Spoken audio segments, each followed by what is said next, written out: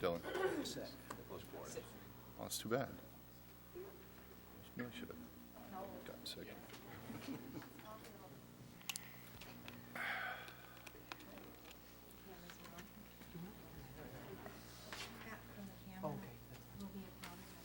Ryan asked me to shut it halfway.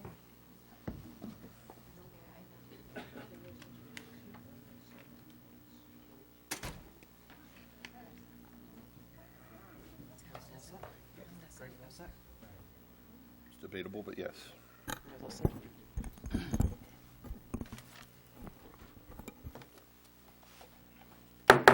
Good evening. I'd like to call the Lisbon Town Council for Tuesday, March 3rd, 2015 to order. Please stand and join me in the Pledge of Allegiance. Pledge allegiance to the flag of the United States of America and to the republic for which it stands, one nation, under God, indivisible, with liberty and justice for all. Thank you all. First item, please. Is roll call. Councillor Garrison? Present.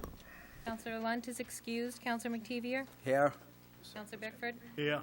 Councillor Pesky? Here. Councillor Crafts? Here. Councillor Brunel? Here.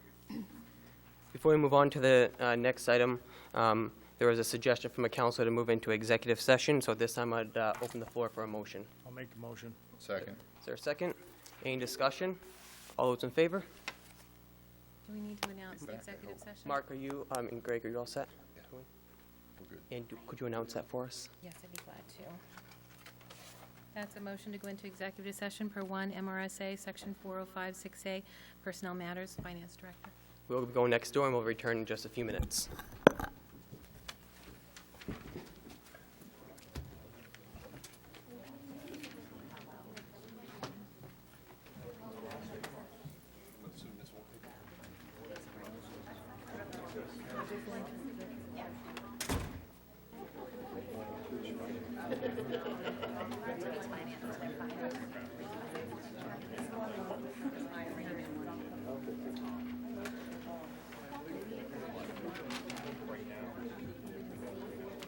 Executive session.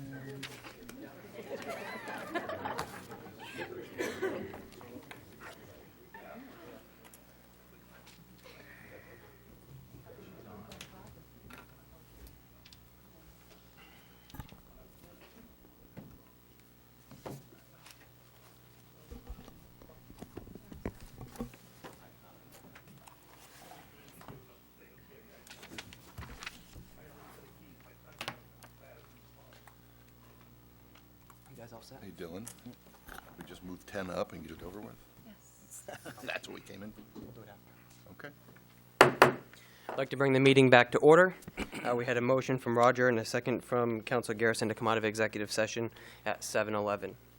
Next item, please. Is good news and recognition. Open the floor for good news and recognition. Yeah. I would like to commend our Finance Committee and our Code Enforcement Officer. They both got a really nice letter from the engineer, from the one that's designing Dollar General. And there's very nice letter saying that they were very good to work with, very professional. And I would like to congratulate them on that. You said the planning board? The planning board in Yeah, Dennis? yeah. Okay. All right. Anything else? No. Seeing none, next item, please. Is the public hearing, special entertainment permit for Sandra Hawkins doing business as the Railroad Diner. I'd open the public hearing. Seeing none, I'll close the public hearing. Next item, please. Is the public hearing for the Downtown Omnibus Municipal Tax Increment Financing District Development Program. Before I open the public hearing, I'd like to ask Tracy to give us a brief update. Good evening. My name is Tracy Stuber. I'm the Economic and Community Development Director. Before you, you have a packet regarding the downtown TIF. We have spoken about this.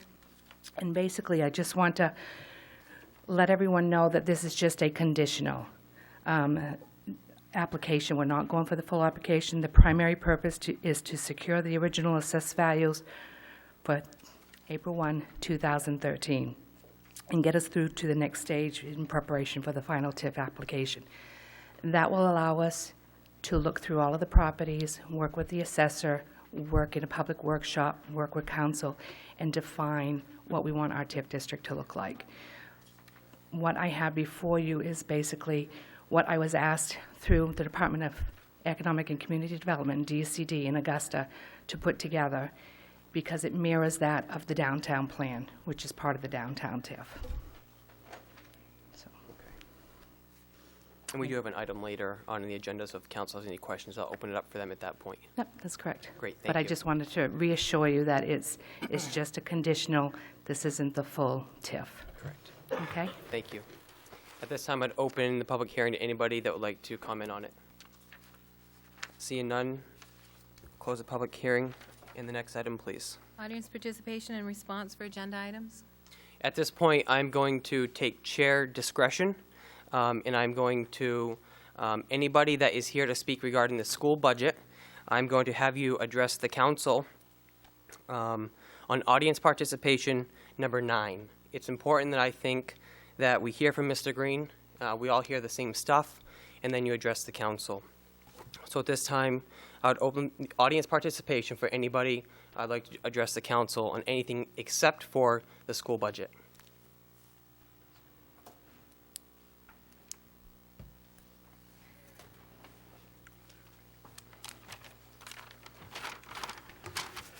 Before we get started, just need you to state your name and your full address. I read these. And we'll be limited to 3 minutes on this process. My name is George Karen. I live at 50 Main Street, Lisbon Falls. A question or two. Will the townspeople be able to vote on the town's budget this year? You can continue, and I will answer after if I choose. The people voted in 2011 for the right to vote for the budget. Why hasn't the will of the people by a margin of 4 to 1 been enacted? What's the holdup? Is that it? That'll work. Great, thank you. You don't get to answer it? I will address it after we're completely done. When? After we're done After we're done where? with audience participation Okay, in this thank you. section. Yep. Hello, Dylan. Dean Willie, Lisbon Falls. I get 3 questions, actually. The February 17th Town Council meeting had an agenda item concerning the Public Works addition. During the discussion of the addition, it was mentioned by several members and the town manager that combining with the school to increase the size of the addition would require going to referendum. Can the chairman clarify, does the addition of the Public Works building require a referendum, or does it fall under the charter rules for dispersing the $100,000 because it's insurance money? I'm for it. I'm for the addition. I just wanted a clarification. My next one is at the Town Council February 3rd meeting, there was a discussion concerning the vacated police sergeant's position. Ms. Barnes stated that the position would be filled by year end. My question is, how long do we expect the position to be empty? And would it be prudent to wait until the Town Council approved the study of the police department? Until the police department study is completed, so not to be disruptive of personnel, meaning I think it would be a difficult situation to hire or promote somebody internally only to find out that the department isn't right-sized. Last year's budget deliberations, Councilor Pesci at the time, now chairperson, suggested eliminating the transfer station and moving forward to curbside pickup, which he stated was $30,000 a month or $360,000 per year, resulting in a savings of $100,000. Knowing this would take some time, as the temporary town manager said it would take to implement and plan, has any movement been made on this subject? That's my questions. Great, thank you very much. Is there anybody else that'd like to address the council? And I can't see everybody in the audience in the hallway, so if there's somebody out there, please signal me down so I can make sure you guys get to the podium. All right, seeing none. Mr. Karen, you are right. The people of Lisbon did vote on a non-binding referendum if they wanted to vote on the municipal budget. The council at the time took the information in. I wasn't on the council at the time, and they chose that they did not want to move forward with that process. At this time, there is no discussion or dialogue within the council to go back and put that back out to the people or to change anything at this time. Who said it wasn't binding? Mr. Karen, I'm addressing your question. I will not take audience participation at this time. And Mr. Willie, you asked about the addition for the referendum that had to go over to the public because over $100,000. At this time, it does not, because we will not be having one single contractor that will be receiving a check of over $100,000. We are not hiring a general contractor. We will be outsourcing it to different contractors. So no one bill will be over $100,000, so it does not have to go to referendum. Regarding the sergeant's position in the police department, the manager is working very diligently on the budget, and we have set a high goal for her that the council is dedicated that we are going to make. So at this time, she is not going to fill that position until she figures out where the budget is, until we get the study back so we don't make any disruptions. So we want to make sure we get through our budget process first. Is that correct, Diane? All right. And your question regarding the transfer station, the $30,000 a month that I threw out was a rough number looking at another community, West Bath. Later on this evening, under Council Communications, I plan on updating the public on where we are with that. The transfer station committee did meet, and we have some recommendations that we're sending out to get RFPs, and I want to update the public on that so everyone's aware of what's coming down the pipeline. And nothing else. Does council have anything you want to add? Can I Yes. say something to George? Sure. Mr. Karen. I was the one that implemented that vote. I got it put in for the budget. And if you ask Twyla to look it up, you'll find it was a non-binding vote. So, and it wasn't a 4-to-1 vote either. It was a non-binding vote. We wanted to. Mr. Karen, at this time, Councilor Bickford is addressing you. I'm not taking audience participation. But, you know, it was not it was a non-binding vote, and you can ask. Huh? I'm not taking audience participation. Okay, that's enough. All right. Next item, please. We're moving on to the consent agenda. Any counselor wishing to have any item removed may do so now. Items removed from the consent agenda will be considered next. Seeing none. Order 2015-53 to approve the minutes of February 17 and the special entertainment permit and liquor license for Sandra Harkins doing business as the Railroad Diner. So I might open the council for a motion. I'll make the motion. A second. Okay. Any discussion? See none. All those in favor? Order passed 6-0. Thank you very much, Twyla. And the next item, please. Council orders, ordinances, and resolutions. Order 2015-54, Public Works Edition. Diane? Yeah, just recap. Back on January 20th, Mr. Layton talked to the council, reported to the council about what was left over from the insurance money after we renovated the Public Works garage. At that time, we requested that we could go out to bid, or ask permission to go out to bid for an addition of a 25 by 80-foot steel structure on the east side of the existing garage, finishing up the project.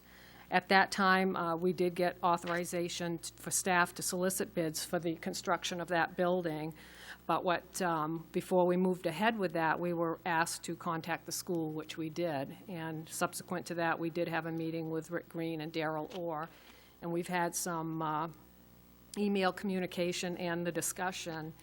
And I guess where we're hung up is on the mechanics position. We do not have, with our current staff of 2 mechanics, we don't have enough manpower to take care of buses. And therefore, the school would have to hire a mechanic, because with the $300,000 cut that I have to try to achieve in my budget, we just can't add another position at this time.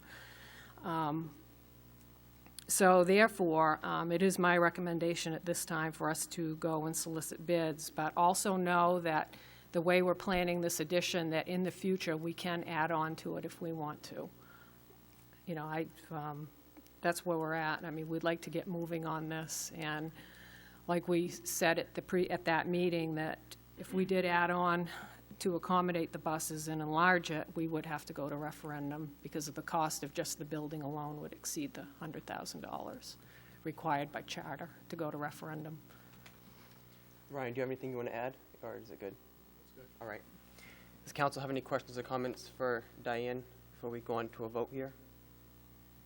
All right. Personally, I think we need to move forward. We have the funds left over from the insurance claim. We need to get the garage built, and later down the line, if it is decided that an addition will be necessary, as Diane said, it will be, we'll be able to do an addition at that point to the current structure. So I think we need to move along. We have a tough budget, and we can't afford to supply a mechanic for the school department. That's my 2 cents worth. Any other comments from council? All right, at this time, I'd open the floor for a motion, one way or the other.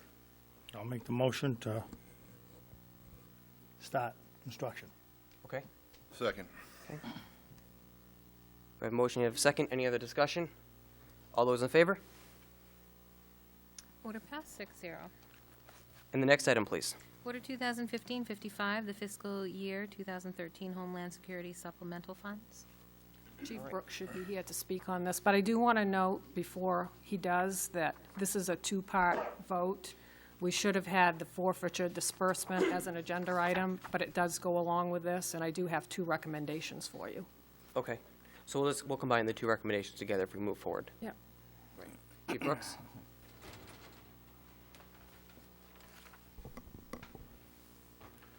Good evening. Good evening.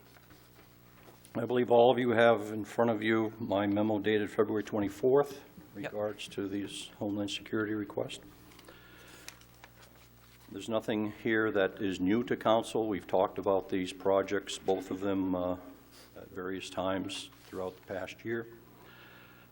What was disappointing was the amount of Homeland Security supplemental funding that became available this year through the 2013 leftover funds in the state. The police department share is $2,619.90.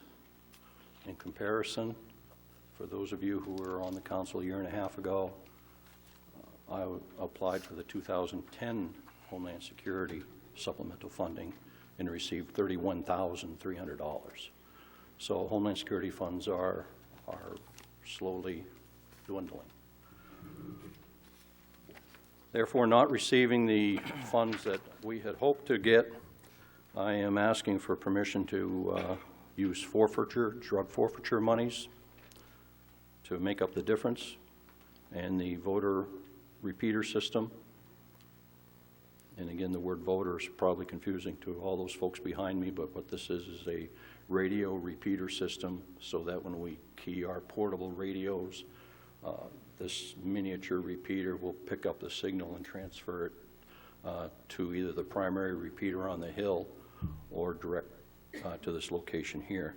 It enhances our radio system. To complete the voter repeater system, we need the $5,666 out of forfeiture, and that'll complete that project.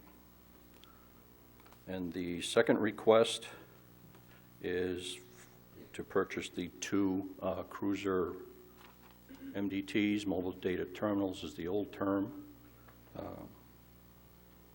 from the company that we purchased the 3 MDTs a year and a half ago. So they'll all be identical. Patrol PC out of North Attleboro, Massachusetts. They are manufactured there and marketed, so consider it a local company, so be it. I'll need $9,234 to complete that project out of drug forfeiture account.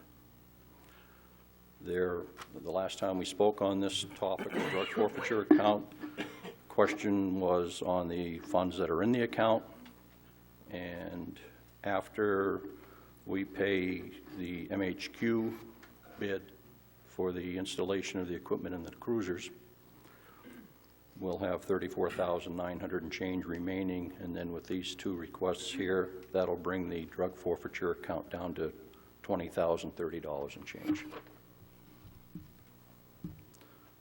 That's it. Council have any questions or comments for Chief Brooks? Just one. Is there any limit on when you have to spend that money? What's left of the drug forfeiture money? No.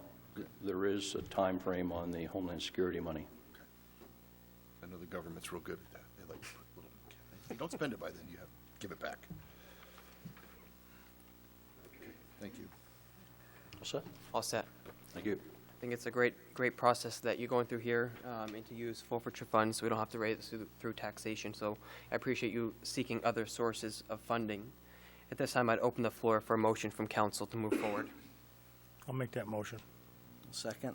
And the motion is including both recommendations? Yes. Okay. Motion from Councilor Bickford, a second from Councilor Mativier. Any other discussion? All those in favor? Order passed, 6-0. And the next item, please. It's a resolution, 2015-56, the Downtown Omnibus Municipal Tax Increment Financing District Development Program. All right. We just heard Tracy a few minutes ago. Does council have any further questions for Tracy before we move forward? All right. I believe I did have a couple questions for you. Just got to locate the packet here. First question that I had was looking through the maps of where you were going to target for the downtown TIF district. How did you come up with those areas? I was looking at the outline, and it's very unique how, you know, some streets were included, some streets weren't. And I was wondering how you came up with that definition or that ones you wanted. It was really working through the 196 master plan as well as our downtown plan. So Amanda and I worked on this, and how we come to the calculations of that is where most development would happen for people coming in and, you know, building new buildings, and because it's based on commercial. So when it does that, it does mirror the downtown plan. But it also has the option, as far as once we continue on to the next process, is really fine-tune that and really look at the properties. Okay. Because we had, you know, when this goes to the state, this isn't a done deal how it is. All we're really asking them to do was in the letter is just capture that 2013 original assessed value, is because we have had added new value within the downtown area, which we would be able to shelter that and put back in, you know, in place, whether it be for roads or sidewalks or as part of our downtown, you know, master plan and the Route 196. Okay. The other question I had was on page 3 of the proposal and page 31 of the council packet. Under letter C, purpose and program description, it's the second bullet. It mentioned that the credit enhancement would be negotiated by the town manager. Is that a normal process? Yes, it actually goes before council. Okay, well, that was my next question. I wanted to make sure that we Yes. included that. Within the credit enhancement agreements, that all goes before council. So it would be, you know, again, working through, it would be negotiating depending on, it would be a lot set up like Kelly Park. Kelly Park is an omnibus. It's just you have that flexibility. By having an omnibus, that means that the town would never have to go back to DECD for an additional approval. They wouldn't have to make any amendments. It would all be in place, and it has the flexibility of the council to decide what type of percentage and what type of agreement that they want to work out with a developer. Great, that's what I wanted to hear, but I just didn't see that written here, so I wanted to make sure Yeah. that was correct. What you have in front of you is not, because I have to go back through on the complete application, and I have to reference everything to statute. So those statute codes would be in there, basically saying that this would be an eligible project under the TIF. Okay. And the last question I had, at our council workshop last Tuesday, Mr. Bill Van Tynen, who's doing our reevaluation, mentioned his concern with the hydro plant Yep. being involved. And looking at the map, it does look like it's in here. And I know that you mentioned this is just brief, and we can go back and change it, but I just want to get your 2 cents on how you felt with that, if the hydro plant should be involved or Yeah, not. the hydro plant, you're not going to see much. I went over the map with Kathy and looking at the outline of it. I mean, because mind you, we are up against a time crunch as far as getting this approved to be able to go back. The actual deadline was the end of February. However, we were able to get a 2-week extension. That was why I had to kind of pull everything together that I could. But there's no need as far as for that to really be in that. It's a private, you know, type of map and lot. Doesn't have the other acreage that would really warrant any type of development. The hydro plant kind of sits on its own. If anyone come in, they would be more or less purchasing the hydro plant, and they would be just doing that. You know, they would go after it for the hydro. They're not going to go after it and build any type of building. However, when you get into the other development aspect of it, where the mill is, you know, and the other areas of the other properties next to the hydro, that certainly would be developable land. Okay. All right. And that's why I said we have to really, you know, work through Kathy and get her thoughts on that and what she feels. But that's easy to pull out. Okay. And like I said, the biggest thing in putting this together is really leaving it as intact, is because I'm going by with what I was instructed through DECD, but we have the flexibility to certainly change it. When in doubt, put everything in. It's easy to remove. It's not so easy to add. Okay. That's why it's in there. Thank you very much. You're welcome. Does council have any other questions or comments for Tracy? All right, thank you very much. This time I'd open the floor for a motion. I'll make a motion. Is there a second? I'll second. Okay. Any other discussion? Seeing none, all those in favor? Order passed, 6-0. Thank you. Thank you very much for all your hard work with this. And the next item, please.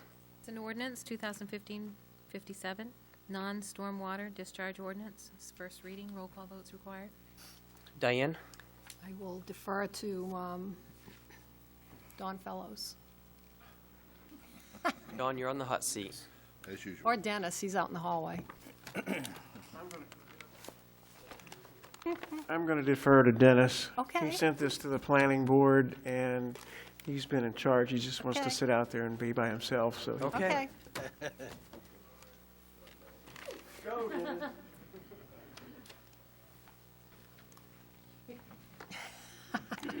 Typical. One Dennis under the Glad bus. you're here. Thanks, Don. Council, Good evening. what would you like? Could you just give us a brief overview of what this is, where it came from? I'm sure that some of the members of the public would like to know those questions. Yeah, essentially, this is it's not even a state mandate now, this is a national mandate. We've been lumped into what's called, to make it simple, MS4. It deals with essentially rainwater, stormwater, drainage, what enters our drainage systems, what ultimately ends up into the rivers, streams, down to the ocean. Lisbon, Sabattis got lumped in with Lewis and Auburn, so we are being forced to comply with the mandates. This is the couple of the steps that we have to do, is have the ordinances in place for it. We didn't develop this ordinance. This was done through MMA. It was also done with a stormwater engineer that specializes in just stormwater. Many municipalities have the exact same ordinances that you see there. We just plug in our name to make sure we're in compliance with what EPA is going to be requiring. DEP for years has been administering this and overseeing it. I guess EPA stepped in this past year because they weren't being heavy-handed enough, pulled the plug on DEP. Now EPA is the one that's going around auditing municipalities to see if we're in compliance or not. I will tell you right now, we are working to get to compliance. We are not anywhere near compliance. Fortunately, Lisbon is new to this. We're in permit year 1, going into permit year 2. I believe this is started in 2003, I believe. So fortunately, we just got brought in. Lewis and Auburn and Sabattis have been in from the get-go. I will tell you the frustrating part of this process is not every town is involved. You know, Topson, a next-door neighbor, close to the ocean, they don't have to comply with anything right now. But as EPA keeps progressing with this, they're going to be lumping in more and more communities. So unfortunately, we're in it right now. I'm all for protecting our water systems, but this is a very difficult ordinance to even understand if you read through it. You'll have two in front of you. One is non-stormwater discharge, and the other one is post-construction stormwater. To give you an idea, non-stormwater is stuff that is entering into our drainage channels that doesn't come from natural rainwater, you know, stormwater. It's called non-stormwater. The biggest problem is going to be the post-construction stormwater. I'll give you an example. The project comes in, puts in a detention pond, we approve it, whatnot.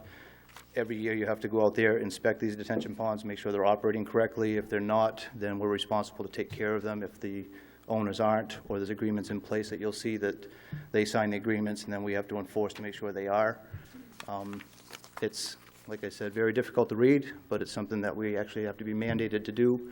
These ordinances, I think, were supposed to be in place by January 1, so right now we're just trying to catch our tail and get in compliance as best as we can. I will tell you that some of the model towns or cities in the state that have been working with this, Brewer being one, was just audited by the EPA. Everybody's been modeling their program after what Brewer's been doing, and they got hit with some very heavy fines. So ultimately, it's not a matter of if we'll get hit with fines, it's a matter of how bad they're going to be when EPA shows up at the door. We have no idea when we're going to get audited, but we will be audited at some point.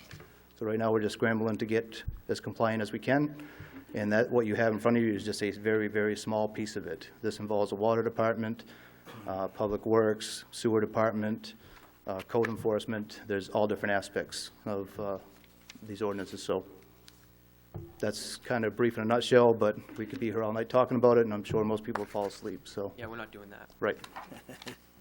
So, like, again, I believe this went to legal counsel as well. So this has gone through MMA, a stormwater engineer, was sent to legal. So it's literally, I think it's been washed as clean as it can. It'd be in the best interest of the town to pass it because we're mandated to do so. So. Does council have any questions or comments for Mr. Douglas? Yeah, I do. How close are we to being ready for them to do an audit? 10%? Okay. Yeah, I'd be happy to sit down with you to explain or show you some of the other stuff. We've actually, well, we have an engineer that we've hired through the engineer that the council brought on, handling multiple things with the town, focused strictly on this. We have a fellow named Phil Ruck. He literally got rid of the rest of his engineering business and is literally doing nothing but stormwater. He is a valuable resource for me. We talk daily. He's going through all of our stuff. He's helping develop it, and he's getting us into compliance as fast as we can. To give you an idea, one thing that I just got saddled with this week, I have to identify every septic system 20 years old or older within the MS4 designated area. There's a certain area of the town that's designated on a map. I have to go and research every one of those septic systems, make sure they're not failing. With 8 feet of snow, that's a pretty neat trick. And trying to find data from 20-year-old systems, I mean, just that alone is going to take me quite a while, and that's just one little piece of it on my end. So again, there's a lot to it. There's stuff that has to do with best management practices.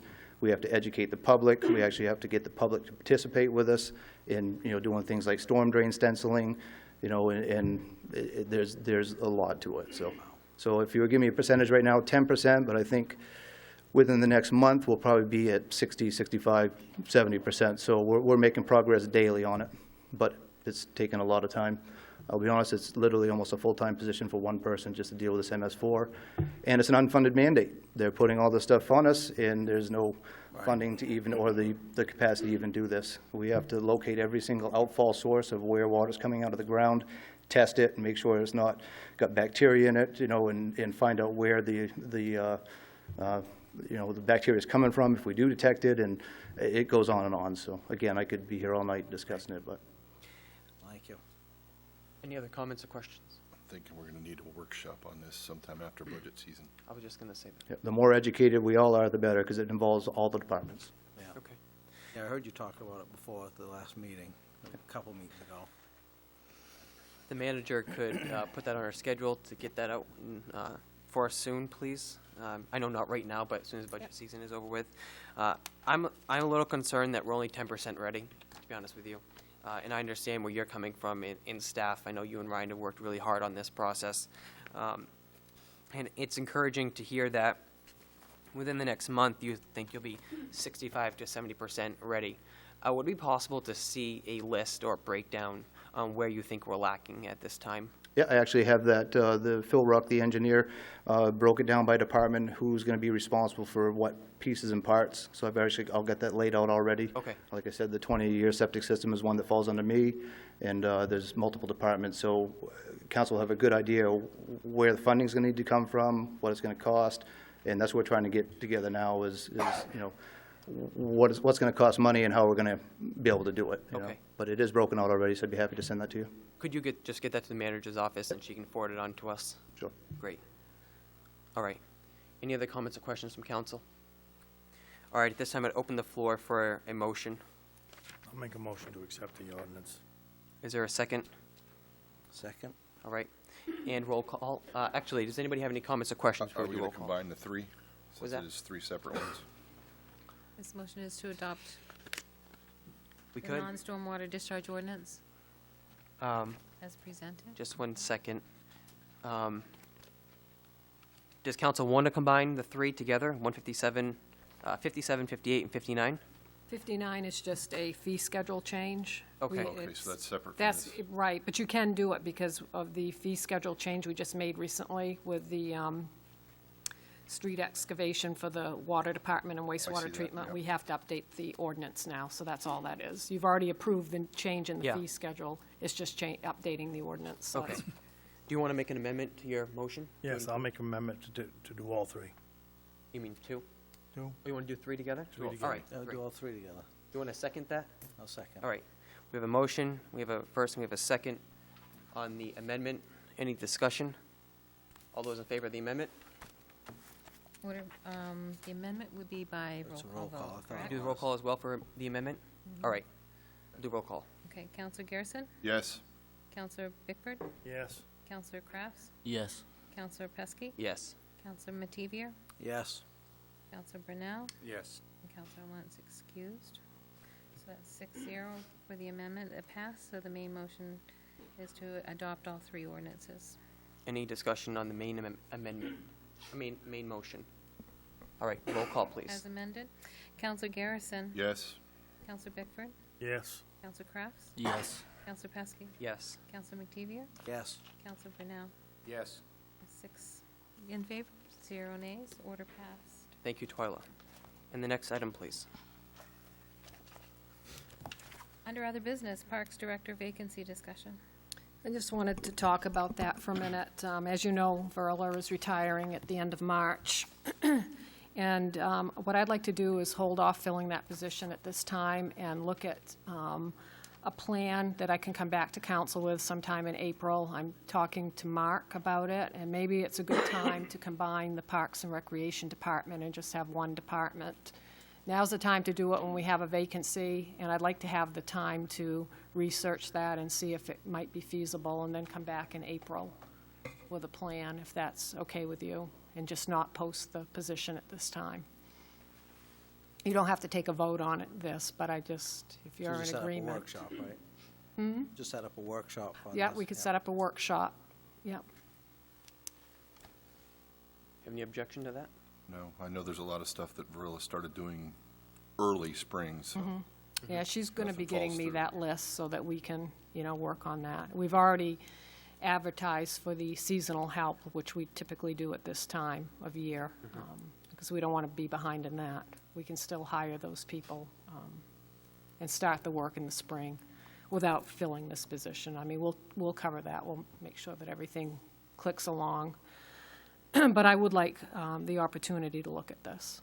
I think it's a great chance to make some change over there and to move forward with the direction of management. I would encourage that we wait and have the workshop till after you're able to work out some kinks if you want to combine it with Mr. Stevens' department, and then we'll have a workshop to discuss Exactly. your options, and we'll bring it back to the council. Any other discussion regarding this vacancy? All right. Next item, please. The town manager's report. I just have a couple of things. You can refer to the website. We have a list of unclaimed property for just the Lisbon residents here.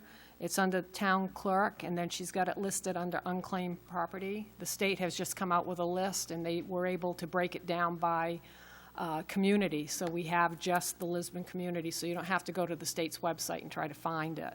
So we do have that on our website. It's under town clerk and under unclaimed property. And the other thing, I just wanted to update you that I had a meeting with Mike Pardue. He's the one that's going to be conducting the police study, personnel study, and he plans to start doing that next week. So I just wanted to give you an update that we are working on that. Did he mention how long that would take? He said, depending on how quick we are able to get the material to him that he's going to be requesting, it could take anywhere from 30 to 90 days. Okay. Any comments or questions from council? All right. Will that do it, Diane? That's it. All right, and the next item, please. Is the school budget presentation? Mr. Green?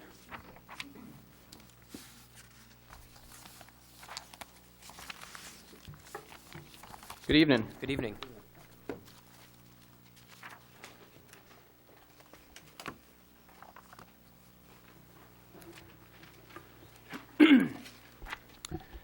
I would like to start this evening by providing you with a historical overview of the last 10 Lisbon School Department budgets.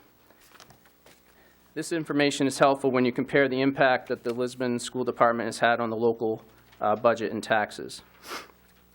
In the Town Council's January 20th minutes, there were multiple references to the complaints, to hearing complaints from the citizens in regard to their increased taxes. Since 2010, the local contribution has increased by a total of $691,777. And since 2006, the local contribution has increased by a total of $445,064. One of the things I'll talk about is I did give you some information, some documents to look at, and I have handed them out to the community. I'm not here to point fingers, and I know that's what's been going on, but I think it's important to look at the numbers. When you look at the municipal budget last year, it was almost $700,000 alone in 1 year. So historically, I don't have the 10-year graph yet for the town council or for the municipal side of the budget, but I do have the information from last year. The actual number is $617,239 on the municipal side. The school department was a negative $20,000 on the taxes last year. This, of course, does not include the 2015-16 preliminary figures. Like every year before, the current budget numbers are preliminary and based on a worst-case scenario. I think earlier this evening you heard it's easier to take out than it is to add in, and that is correct. Our current proposed budget will be impacted by a number of variables that I'll share with you this evening. Our original plan was to develop a budget that would have less than a $200,000 increase to the total local funding, which I will define shortly. That would also include, that $200,000 increase locally would include the $304,551 increase in the debt service line as a result of the track and gym. That is our goal. It's realistic, and I know we can meet that. Also, this evening, as a result of the time restrictions, I would like to point out that there will be 2 additional resources available online at the Lisbon School Department webpage under our announcements section.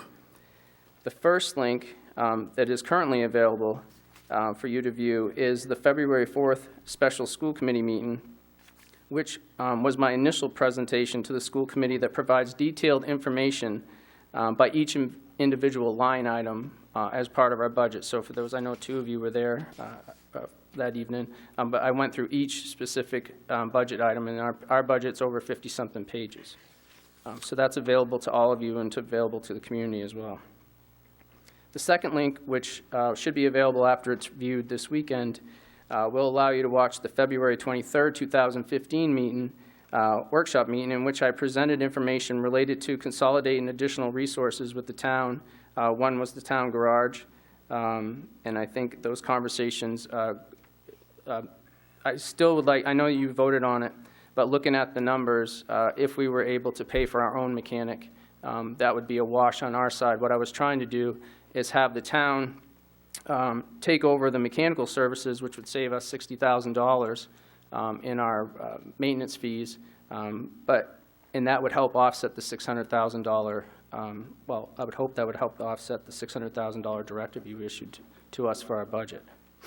I know it would include going to referendum, but I also think that when we could communicate to the community that we would be having those savings or it would be a wash, I think it would be an easy sell. But again, you've already discussed that this evening.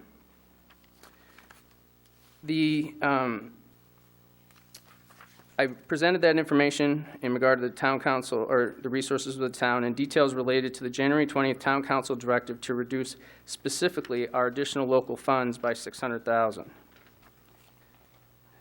One of the things that I wanted to point out, and what I've been asked over and over again, is where that number came from. And looking at the minutes from January 20th, it was shared on at least 2 or 3 occasions that the school department budget is twice as much as the town's, and therefore they should be able to make up this $600,000. I know in your budget it was clear that you were talking about your revenue sharing. There was $150, I believe, in revenue sharing and $150 for your salaries, and that's where you were looking for your cuts. That would come to $300,000.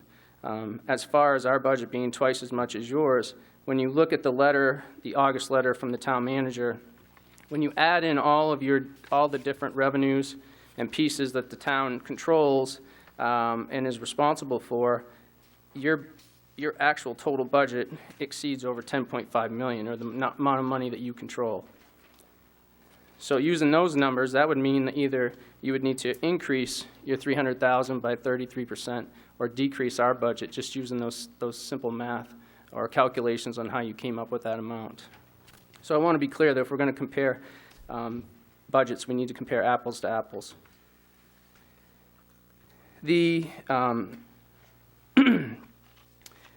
Upon conclusion of my presentation this evening, I have asked in emails that you've been included in, and members of the community have asked to make sure, or asked that you take a straw poll vote to see where you were in regard to your directive, and after I've had the opportunity to explain which budget items are specifically covered in the additional local funds line.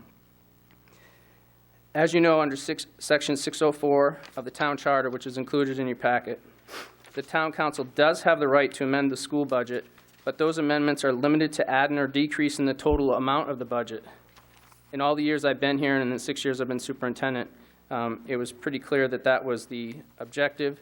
The amounts, there's never been a specific line targeted, and in actuality, it's always gone to referendum, and then if it failed at referendum, then it came back to council, and then they gave us a different number. I hope through my presentation this evening and throughout the remaining budget process, you will see how specifically targeting the additional local funds will negatively impact specific levels of student services that have been communicated to and supported by members of this community. I personally feel that the focus should be on the actual impact on the local taxes, which has always been the goal and top priority in any of the budgets that I've helped create. Prior to the meeting this evening, I shared with each of you documents that I plan to refer to throughout this presentation. I've already done that on a couple of items. I have provided copies to the members of the public as well.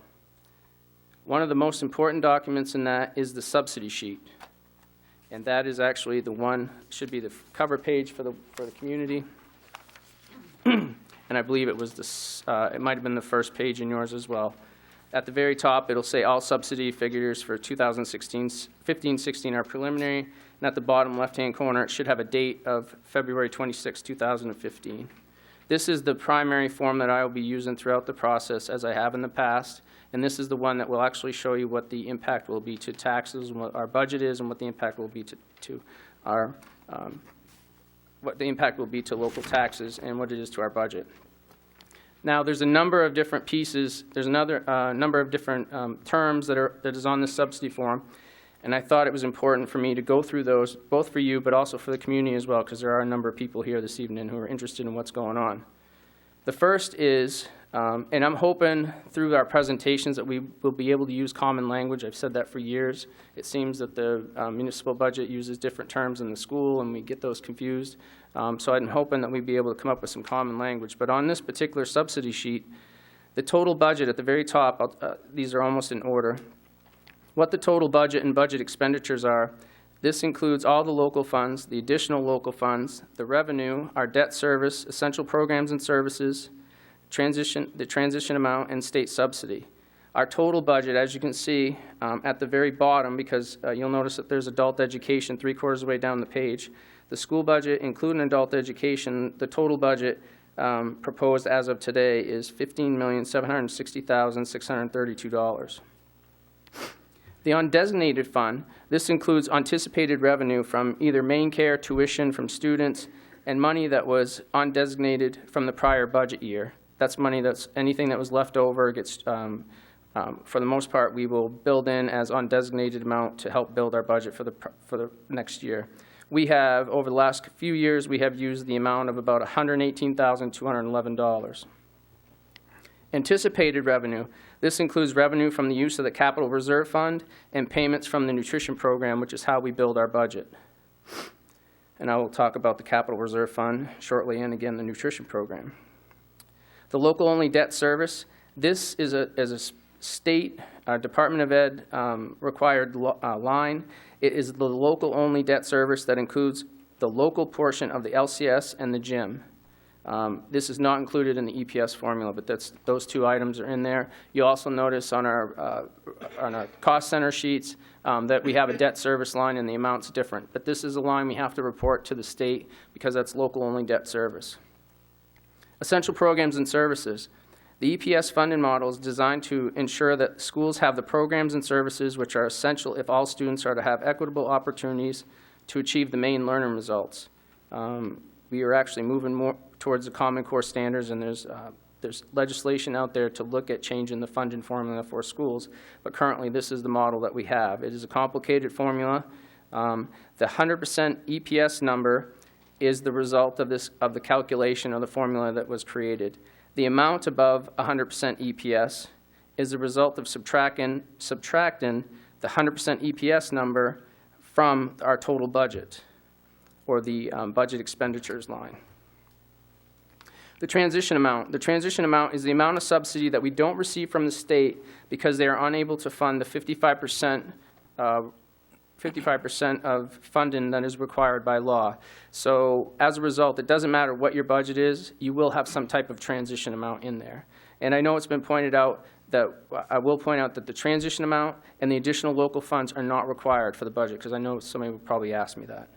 We know it's not required, but when I go through and tell you what's actually in there, we're aware of that, but when we go through and tell you what the positions are that we have in there that are specifically in the additional funds, then that's what I'm hoping to be able to share with you this evening.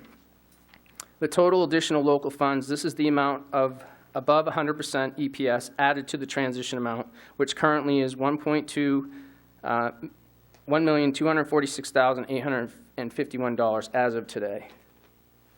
The state subsidy, this is the actual amount of funding that we receive from the state. The required local contribution, this is the amount of money that you have to raise locally in order to receive your state subsidy. So just looking at that real quick, the required local contribution is $4,546,269. We have to raise that amount of money to receive the $8,932,795. The total local funding, this is the amount of the money that has to be raised locally through property taxes. This is the amount I've always focused on. That amount is at the bottom, including adult education. The total local funding is $6,388,352, which is an increase of $698,564 from last year. But again, this is a preliminary budget, and I do have some variables that have not been calculated in this yet. As you can see from the subsidy sheet, the total increase in preliminary expenditures of the 2015 school year is $822,093. Our preliminary subsidy amount has an increase of $174,604, so the budget would require an increase in local funding of $698,564. The balance to help defray taxes, the undesignated amount, is $118,211, but as a result of an error with the audited software, additional unanticipated revenue, and an earlier transfer, there is $94,481 already listed in the additional subsidy, and that's at the top of the page. Use of the Capital Reserve Fund over the last few years has been included as additional revenue. The Capital Reserve Fund is currently has a balance of $228,180. This initial preliminary budget does not include any use of the Capital Reserve balance to build the budget. There are also other variables that will have an impact on this budget as well. Those additional areas include anticipated or actual resignations. That could be either a positive or a negative, depending on who leaves and who we hire. Retirements just passed, so we don't anticipate any new retirements. We have to calculate the ones we have. The wild card in all of this is actually the bonds proceeds and the balances on the bonds that we went out for this year. As some of you know, the track came in under budget, and it was under budget, or it came in under budget by the amount of $43,936. That money would then be used. It's not included in this budget, but that money could be used to pay for the bond next year.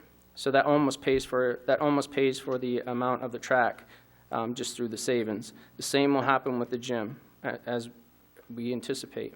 Capital reserve, I already said, was $228,180. That hasn't been integrated into this budget yet.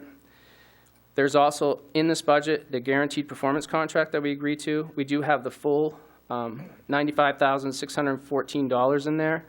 We have not reduced any of our, we're waiting to meet with Siemens and to be able to reduce our energy savings, so there will be savings in that area as well.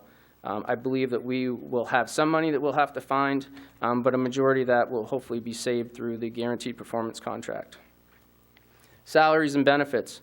Currently, our salaries and benefits alone are $390,295 increase. The reason for that is that we have budgeted our insurance at 9.5%. Last year it was 6%, but we have had some medical issues with some long-term medical issues with staff, so we wanted to be careful. 9.5% is the max amount that they budget or that they charged last year, and so for every 1% reduction off that 9.5%, you can take $22,822 out of our budget. So if it went to 6%, it'd be almost $75,000 or so you could take out of our budget. So there's another variable that we're hoping will come our way. Main state retirement did increase. The actual rate went from 2.5% to 3.36%. This is the amount that I've been telling the community for a couple of years. It was transferred over to the property taxes. We actually anticipated it might be as high as $170,000 this year, but it actually came in at $68,000. But that's still a 20-something% increase in that particular line overall as a result of that change. But I believe that those numbers are set, so we should be all right. Special education, that depends on enrollments. We can have students transfer in with disabilities and students transfer out, so that kind of, we have to keep an eye on that. The state budget, which I feel should be approved much earlier than it has been in the past, has regulations or requirements for funding charter schools. We did learn today, it might have been yesterday, that if that's the case, which it looks like that's what it will be, the DOE will fund charter schools through their own funding formula, and we will receive the money that we spent from last year, so we'll at least get subsidy for one more year. So right now, there's $70,000 in our budget for charter schools. We would actually take that out, and we would actually have our subsidy, whatever the amount was last year, for charter schools. So that would be almost a turnaround of $70,000+. Again, not calculated in this budget. Consolidation, we're always looking for consolidation in central office cost, especially with the incentives from the Department of Ed and the governor in regard to consolidation. And again, one other variable, which I think is in this year's better off than any other, is the fact that the preliminary numbers we received, subsidy numbers we received from the state, the state budget will be approved, and that's what we're hearing. It does have the support, and we're hoping that that will be sooner than the June as it's been in the past. Our undesignated amount is $94,481, which the additional undesignated amount, which is we've already included that in this budget. And any unanticipated revenue, we don't build our budget on unanticipated revenue, but if main care or something like that comes in at the end of this year, that money would all be used towards next year's budget. By quickly looking at these variables, reducing the current increase in the total local funding from the $698,564 to reach our original goal of less than $200,000 increase, to me, appears manageable, especially knowing that all the current projections in regard to the total cost of the gym appear to be well under budget. The real challenge that I'm going to get into now is reducing the additional local funds by $600,000, because none of the above reductions would be included or would have that impact on the total local addition funds calculation. Again, I've already gone over the directive, the minutes from the meeting, the section 604, which I wanted you to look at. Town council meetings, I've already shared with you that the town budget is half of there was comments that the town budget is half of the schools departments. That's not true. When you look at the reductions, if you look at just our local contribution, a reduction of $600,000 on the school side is actually 11% of our local contribution. $300,000 on the local contribution on the town side is 4% of a reduction. So again, almost three times the amount of reductions. I've already gone over the town manager letter, the August letter, in regard to explaining the local contribution of the town, which is $7,403,402. And that doesn't include $3.3 million included in county tax, TIF finance, and revenue sharing and other revenues, which is not included in that total.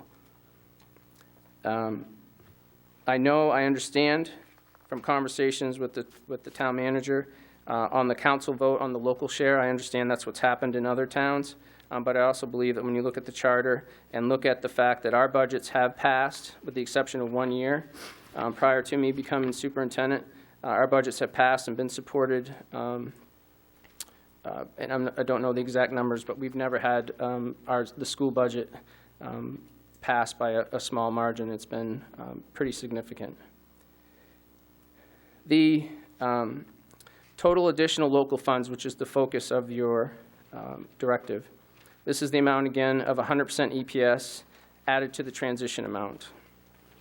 On the ED 279, which I received from the state, there are specific areas that they calculate. Now, this formula looks at, and it gives you the requirements. They look at the number of teachers, they look at guidance, they look at librarians, they look at health, they look at ed techs, they look at library techs, clerical and school administration, among other things. But those are the ones we have focused on since 2009 when we made all of our reductions. In the teachers, the EPS model says that we should have 79.9 teachers. We actually have 81.9. In guidance, it says we should have 4.2 guidance counselors. We only have 4, so we're below there. Librarians, EPS, it says 1.6. We only have 1, so we're below there. Nurses, EPS says we should only have 1.6. We actually have 3, and I have communicated that to this community several times, that we know we're over in nurses, but that's something the community supports. Ed techs, EPS is 10.8. We're actually at 10. Library techs, EPS is 2.6. We're at 3. Clerical, EPS is 6.4. We're actually at 7. And school admin, 4.2. We're actually at 5. And if you count the building administrators, there's actually 6. But because we do the half-time with the co-curricular, that's how the number goes down to 5. In the total additional funds, the areas which really are the main areas in this include co-curricular, the additional money we have to spend on co-curricular. That amount is $318,446 above EPS. Nutrition is not included in the essential programs and services, so the nutrition program, we have to fund $364,767. Now, it's important to note that if you cut nutrition and you owe money at the end of the year, the state is just going to charge you anyway, so we would have to pay it. So there's really no, I've already been informed that you can cut it all you want, but if you owe money at the end of the year, you're going to have to pay it one way or the other. Special education is another area. What we're over in special education is $357,888. However, these students all have individual plans, and they have services that need to be provided. Going to violating an individual educational plan of a student and going to due process would surely cost us in the several thousands of dollars, if not hundreds of thousands of dollars, depending on what we thought we were going to do. The other areas that are included in student services include the nurses, which I've already mentioned. Outside of that, it also includes student resource officers and the volunteer coordinator. Those are just 3 of the areas, 3 of the main pieces that we know we're above EPS. And in order to get into the total additional local funds, or 100% over EPS, you need to cut from the areas that you're over EPS in. So if I were to cut 10 teachers, it's not going to take the EPS number, it's not going to take that 100% EPS number. It's going to take the total number of the budget out, but it's still going to show that we're over in EPS because of these other things. So that's what I'm trying to explain this evening, and hopefully have you reconsider as you move forward. The transition amount, again, is $294,090, and that's because the state can't fund the required funding by law of 55%. By specifically targeting the additional local funds, reducing $600,000 is extremely difficult because the reductions, again, have to come from the areas where we're over in EPS. The community has supported funding for these student services in the past, and I believe that many are here this evening as a result. Since June, the professional working relationship between the town and the school department has been strained, to say the least. As I mentioned in recent emails that included members of both the town council and school committee, we need to put our differences aside and focus on developing a fiscally responsible budget that is transparent and provides the needed services for both the town and the school department. The Lisbon School Department mission and vision drive our professional conversations and the work that we do. Our vision recognizes that all students learn in different ways and in different time frames. And our mission statement states that we are united with our community to provide a personalized, innovative education for all learners in an ever-changing world. I included in your packet a copy of the mission statement for the town of Lisbon. Although I'm not sure if anyone here or currently on the town council may have been involved in developing these statements, you can see that the residents that created the mission had the best short and long-term interests of the community in mind. I hope that throughout this budget process, that each of you will ask questions and trust those responsible to make the right decisions. With that, I conclude my presentation and again ask for your reconsideration in regard to the directive specifically targeting the additional local fund amounts within our budget based on the information that I've shared with you this evening. Thank you.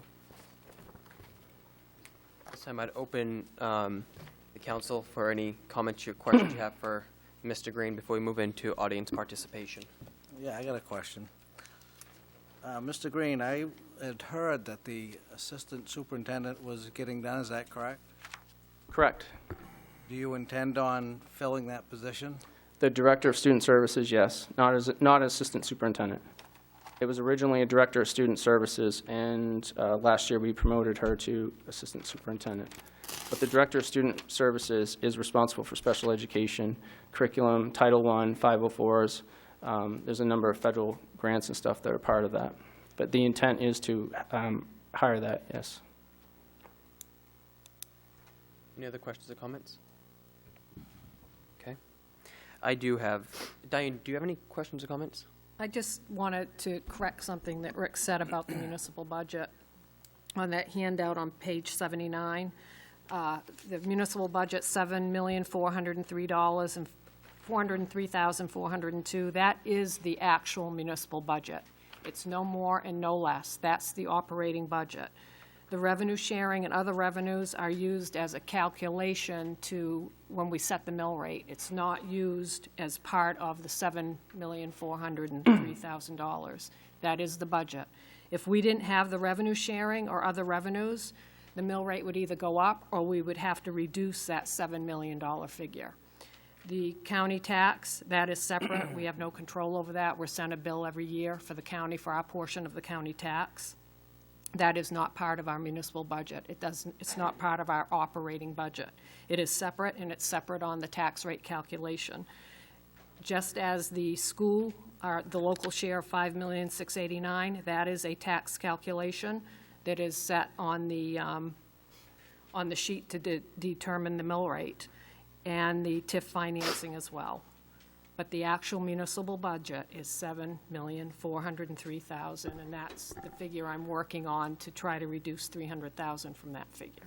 But you control the services on those other items, correct? Not county. Well, you And have to not- pay county, you get services from the We're not going to county. get into a debate between you and the I'm just- manager. You stated your opinion, and the manager wanted to address something, and she'll have the right to do so. At this time, does the council have any comments or questions to move forward? Can I make a statement? I don't have a question. Yeah. Just to try to clear the air a little bit, people are thinking, I know, that there's an attack on the school. This is not an attack on the school. We're not trying to hurt the school. We're not trying to hurt the kids. We do not, that's the least thing that we want to do. Believe me, I have friends, I got kids that I know in the school. We do not want to hurt the kids. I believe that there could be cuts. People are hurting in this town for taxes. People are paying too much in taxes. We're trying to cut across the board. This is not an attack on the school. We're trying to make a clean cut right across the board. We're trying to stop the taxes from going up. That's all we're doing. I know there's people out there thinking, oh, you're against the school, you're trying to hurt the school. We're not trying to hurt the school. We're trying to do what's right for the town, and that's it. And it's not an easy thing. It's going to be a hard thing to do for everybody. It's going to be hard for Mrs. Barnes. It's going to be hard for the school department right across the board. We're trying to do what's best for the town. That's all I have to say. Any other comments or questions? I do have a couple questions, Mr. Green. You alluded to earlier you would like a straw poll vote of the council, and as I shared with you in an email prior, I'm not going to ask the council for a straw poll vote. What I am going to do is, after audience participation, there'll be an opportunity for any councilor to voice their opinions again. I'm going to save my opinion till after I hear what everybody has to say. It's important to me that I hear what people have to say regarding this issue. I have a quick question regarding the EPS. You mentioned that you can only cut where you're above EPS. Correct. And when you look at the numbers, the numbers that you've directed us, or that you've shared, and talking with the town manager, it's the amount, the additional local funds, which is the amount above 100% EPS, and the transition amount, correct? I'm a little hesitant to believe that that's the only place that you can cut. Is there a statute somewhere I can look at that to rest my mind? It's not about, what I'm trying to, what I obviously didn't do a good job of, it's not about the amount, it's about where you're targeting it. 600,000, if you look at the amount that I gave you, last year when I was doing the presentations for the gymnasium and the track, if I were to tell the community, hey, I think I can find enough money, we got additional subsidy coming in, we're going to come in under budget, I can pay for these things for 2 years without any increase in the local taxes. Do you think that they would have approved that? Do you think they would have been impressed? I think they would have been very impressed, because I would have never said that, but now that we're at this point, I can honestly say that yes, there are areas. Let us use the additional bond money and stuff and offset this. I can't guarantee it, because if they do something, my example is if they strike oil over at the high school or something, and we have to pay all this extra money for the gym, then it will come in at budget. But right now, well, we probably make money off the oil, but the there is ways to cut the budget, you're right. But when you target those specific areas, trust me, Kathy's not here this evening because I think I put her over the edge, because I was trying to say, what if we we raised all the lines that were not above EPS, moved the money from the lines that were over EPS, and then did a transfer halfway through the year? Because to me, that would work. But that's just a shell game, and I'm sure as soon as the DOE figures out what we're doing, they're going to have questions. Yes, there are areas we can cut, but when you target those specific lines, you have to look at what, it specifically says 100% over, or what you're over EPS. If you're just saying, Rick, come in with a budget that's flat, that has no local increase. That's what I said when we were talking in August. Give me a directive like that, and I can do that, or even a reduction. Like we did last year, we came in 20,000 less. But when you target those funds, the only items that it comes off is the items that we're over EPS on, and we know where those items are, and we've shared those for years, and there's probably not too many people in this room that haven't heard me say that we know we're over in nurses, but they want a nurse in every building. We have students that have needs that they need a nurse in every building. The SRO officers, I just saw, watched the news this morning. All the stuff that's going on. But those are in order to get to your 600,000, you'd have to cut all those and all the money that we're probably over in co-curricular just to make 600,000. We've always focused on the impact on taxes. Let me build a budget based on that, and I guarantee you won't be disappointed. But if you focus on the 600,000, this is nothing. This is nothing compared to what we're going to be dealing with. This isn't me. I haven't even told them where this would. Those are a few items that's nothing compared to what you're going to get if you look at that. If you target that specific line, and I'll be honest. I don't think you guys can do that. The people who wrote the charter said all along, it's the bottom line that you can impact, not specific lines. Well, I still have a question as to where I can look at the statute stating that the additional local funds can only be used on certain lines. And the reason I ask that is because I heard that is what you had said at the last school committee meeting, but unfortunately, I had a prior commitment that I couldn't end, so I couldn't make it to the school committee meeting, and I haven't been able to watch it online yet because it's not posted. And so I reached out to the town attorney, because I wanted to know if that was the case, because I didn't know that. And the town attorney came back with a memo stating that the additional local funds aren't just used on certain lines. And if the council, as we already did, gave a directive to reduce the additional local funds by $600,000, that it doesn't target certain lines. You guys could reduce anywhere within the school budget. So that's why I'm confused. Well, it won't show up on the subsidy sheet. It won't show up for us unless we, and the only way we can reduce those amounts on this sheet that we have to report to the DOE is that we have to go, it's on ED 279, it shows you what they want or what they give us and what we actually are. So anything you're over, that's the only way to reduce that line. So if you, like I said, if you want $600,000, even though I'd love to know where that number came from, then give me that. But don't, if you target the one line, it'd be just like looking at your budget and saying you have to take $300,000 from one line or one department.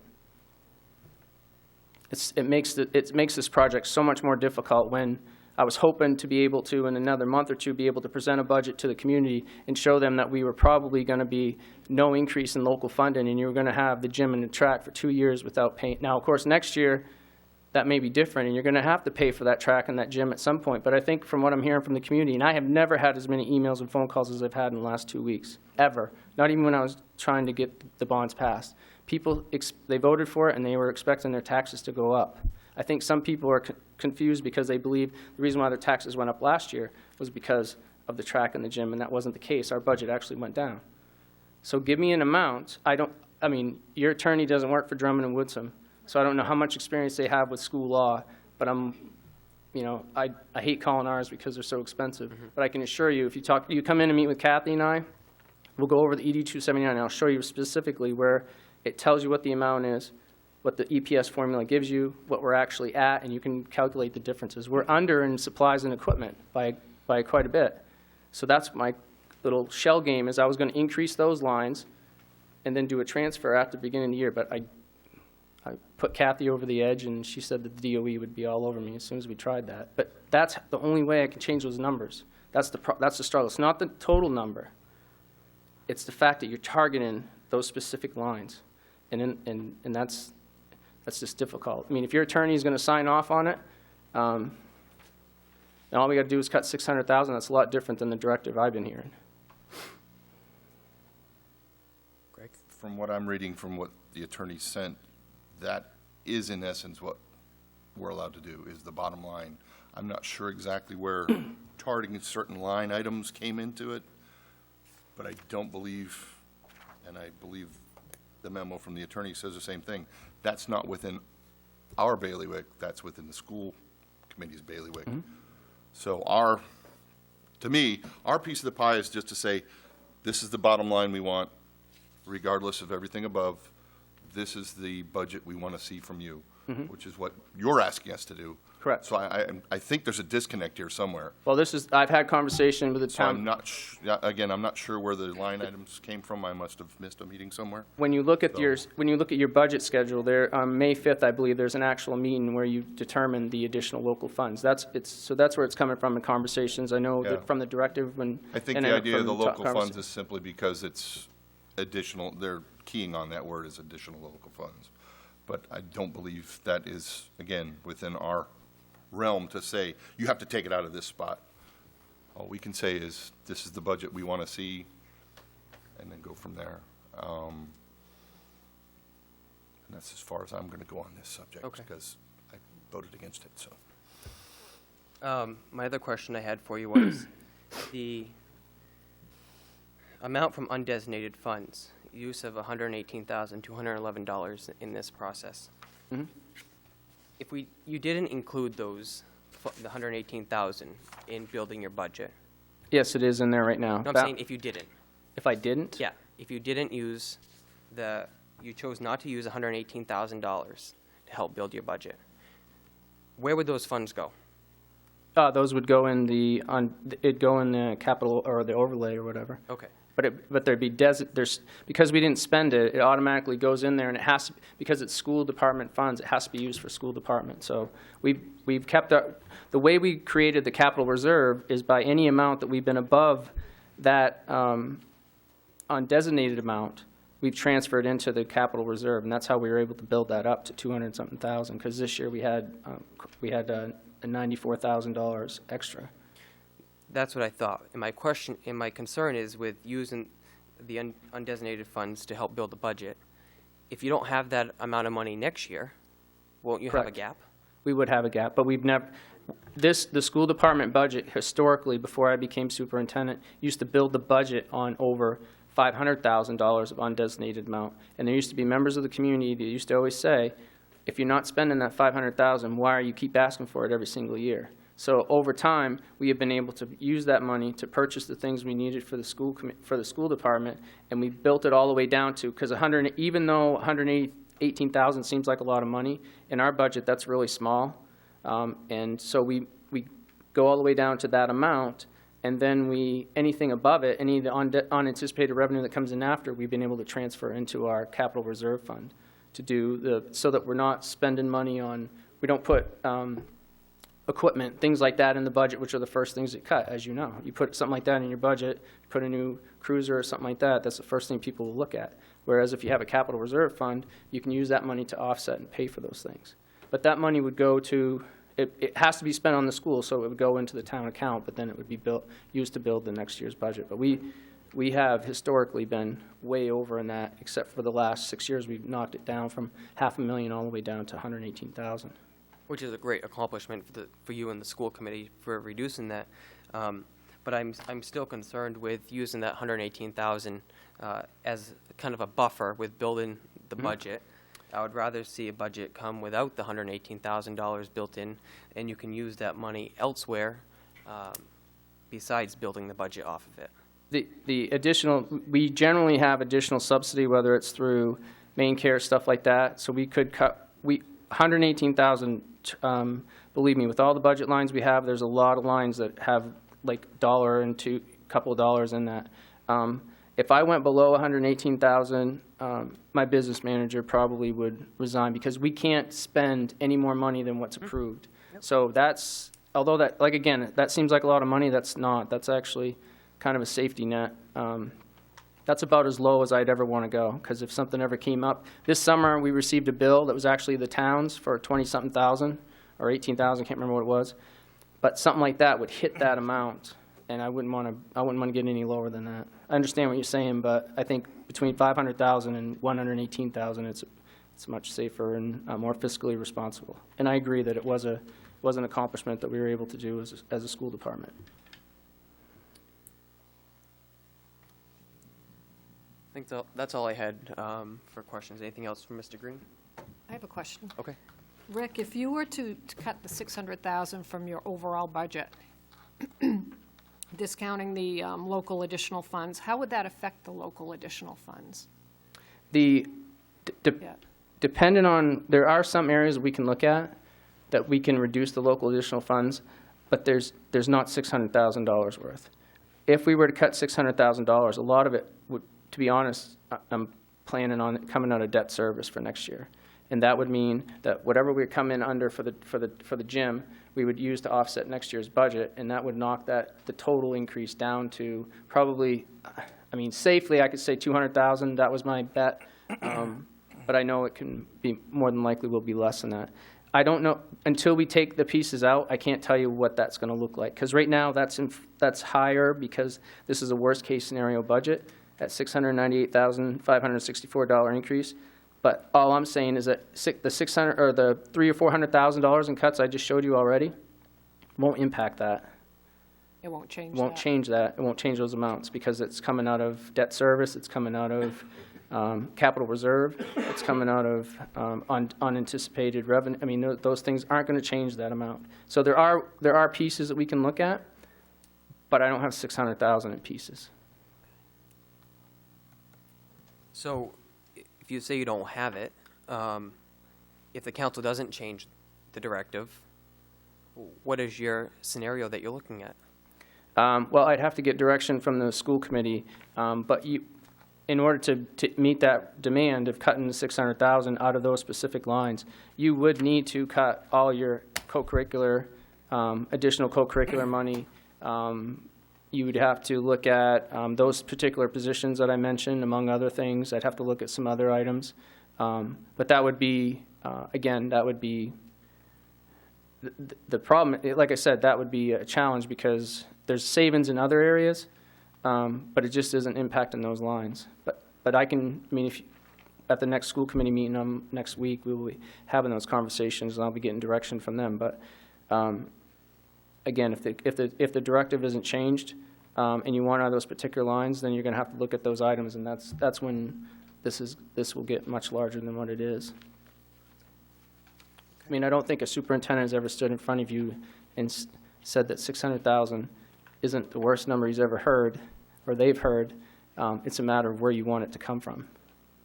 And that's the challenge for me, is if you want it out of that specific line, it's going to hurt because it's going to come from the pieces that people have historically supported in this community. And that's not a good old boy trick, because I've never cut athletics, ever. Never touched it, pay to play, all that stuff to save $20,000. I would just as soon buy some books on Amazon, save $2,000 or $3,000 there, buy something else to get to that $16,000, because if we do that and we have kids drop out of school, all you need is 3 kids to drop out of school, and then you've lost your $18,000 in savings. So that's what we do. We buy things on eBay, we buy things on Amazon, we dicker with WB Mason. I mean, I'd rather do that than go that other route.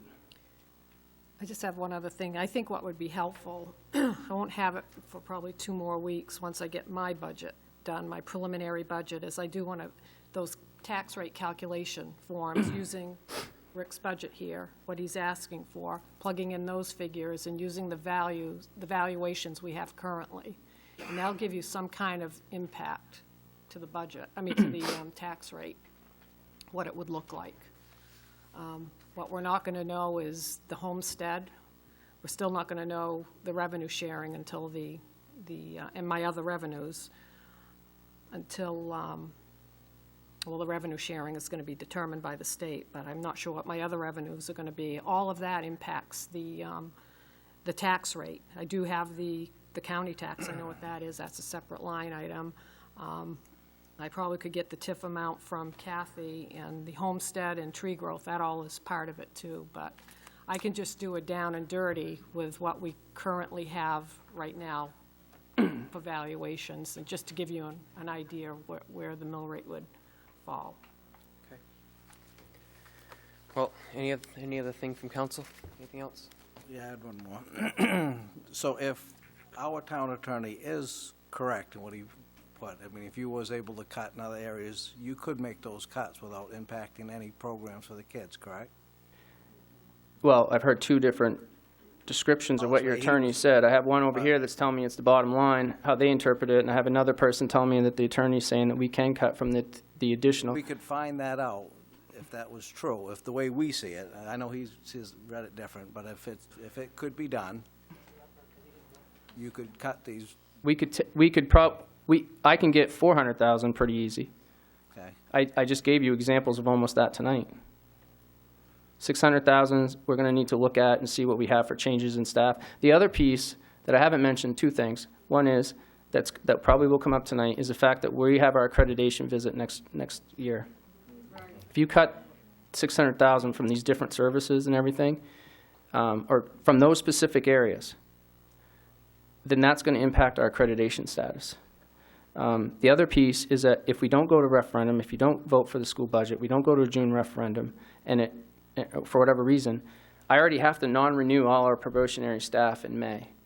I would then have to wait another 30 days for another referendum, which would mean that more than likely we're going to lose some of those probationary staff because they can't hang. You're talking about livelihoods and people, families.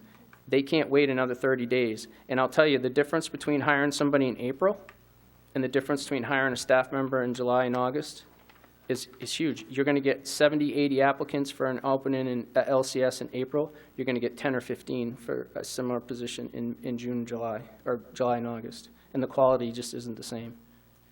You get the top graduates in April, and you get other people in July and August. I want to be careful because I don't know if there's any August hires in the room.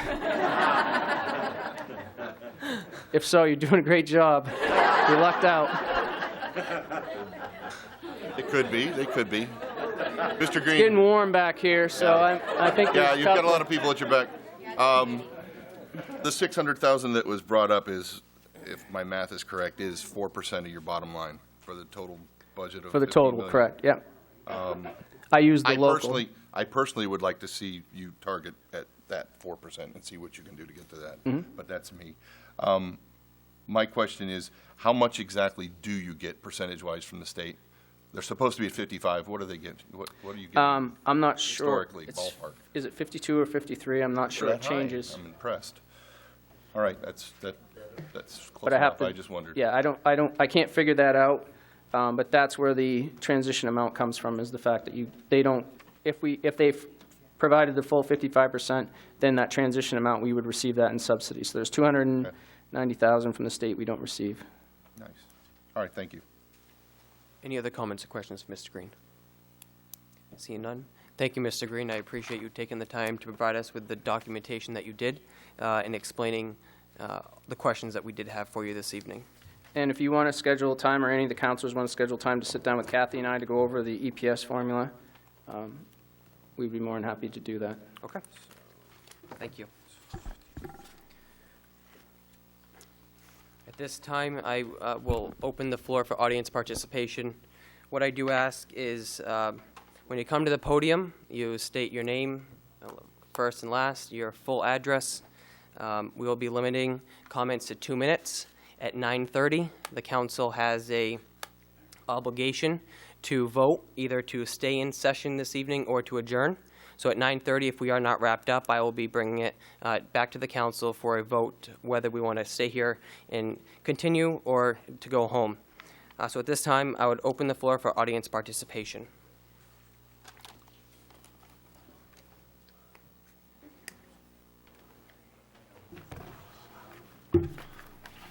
My name's Pete Reed, or Herbert Reed. I live at 385 Ridge Road, and I've been on the school board for 9 years, 9.5 years almost. Mr. Green took most of my thing away, but a few things I want to cover. If you stick to the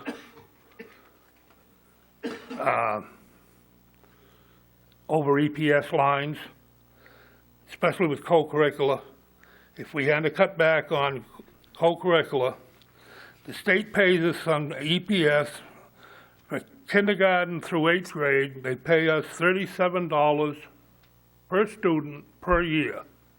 No matter what they participate in, they pay us $37 for co-curricular for kindergarten through 8. 9 through 12, regardless of the student plays 3 sports or whatever, they pay $119, the state pays. So anything over those numbers, like at the high school, and over $119, has to come from local funds. That's over EPS. The umpire said, what's going to happen, you cut that, if we're forced to cut that line, will destroy the sports programs in this town. There will not even be enough money to pay the officials to officiate games, never mind buying equipment or anything else to maintain the things. You got to cut. If we're going to cut, we got to cut on the bottom line, and bottom line only. We got to go through the budget and make cuts in different lines in different places and make it the bottom line only cut. And all the years I've been on the school board, I'm one that's been fighting and Mr. Green can tell you that. The first words out of my mouth is flat budget, flat budget.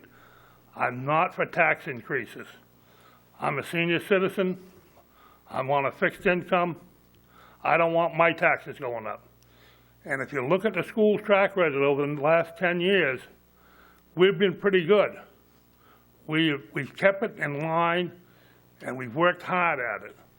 So don't handcuff us and tie our hands by making us take out $600,000 out of a specific area and let us come up with what we can through the budget. Thank you. Thank you very much. Hi there. Dan Lehman, Burr Road, Lisbon Falls. Been part of Lisbon since 2003. Coach all kinds of baseball, sports, and everything. The kids, have 2 kids in the community. By doing that, I've known lots of family members that have left and gone to other communities because of the accreditation issues and questions that were under evaluation. As a member of the community, that concerns me because my question to the town council is when families do leave and for either cuts to the school or they're unhappy with what's going on, that's going to leave homes empty. That's going to leave less tax dollars. And what are we going to do with that loss of tax money if we keep cutting and cutting and people leave to go to other schools? Thank you very much. Mr. Cody. Yes, Roger Cody, Lisbon Falls. Just a little something that you could probably throw out there to kind of help make some minds up in the community. If we don't cut the school budget and we put that tax bill out there to cover this amount of money, what is the increase going to be for that 600 opposed to not per 100,000 or per 1,000 in the community, so that the people have some idea what kind of money difference it's going to make on their tax bill? Because if they look at this and they look at this amount of money and they go, yeah, we want to cut this amount of money, but they don't really understand how it equates to their tax bill, it kind of leaves them in limbo. If we had that little bit of information so that you could say, if we don't cut this money from the budget, it's going to be this, and if we do, it's going to be this. And then the people can say, you know, maybe we can afford it and we should keep our programs the way it is, or they may say, Rick, we got to talk. Just a suggestion. Thank you. I really appreciate it.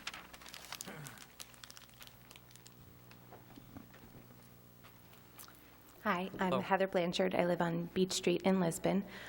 We've lived in Lisbon for about 8 years now. Both of my daughters attend the community school. I work in a different school department. Just a couple of things that I didn't know if the council was aware of in regards to EPS. It is the funding program. It is to ensure that students have an equitable education in all schools. It is, however, a flawed funding program, and if you look at the numbers for class size that the EPS formula uses, it's actually quite high class size ratio, which is contrary to pretty much any educational research you would read. So what I caution the council, I know we're not in danger of falling below our maintenance of effort or anything like that, but what I caution is in being too short-sighted, and that yes, we don't want to raise taxes, we want people to be able to afford to live here. However, schools are a big piece of why people move to towns and cities. There are reasons why people like me move to a place like Lisbon. And if we make huge cuts to schools, we may end up shooting ourselves in the foot in the long run. Thank you very much. Next person, please.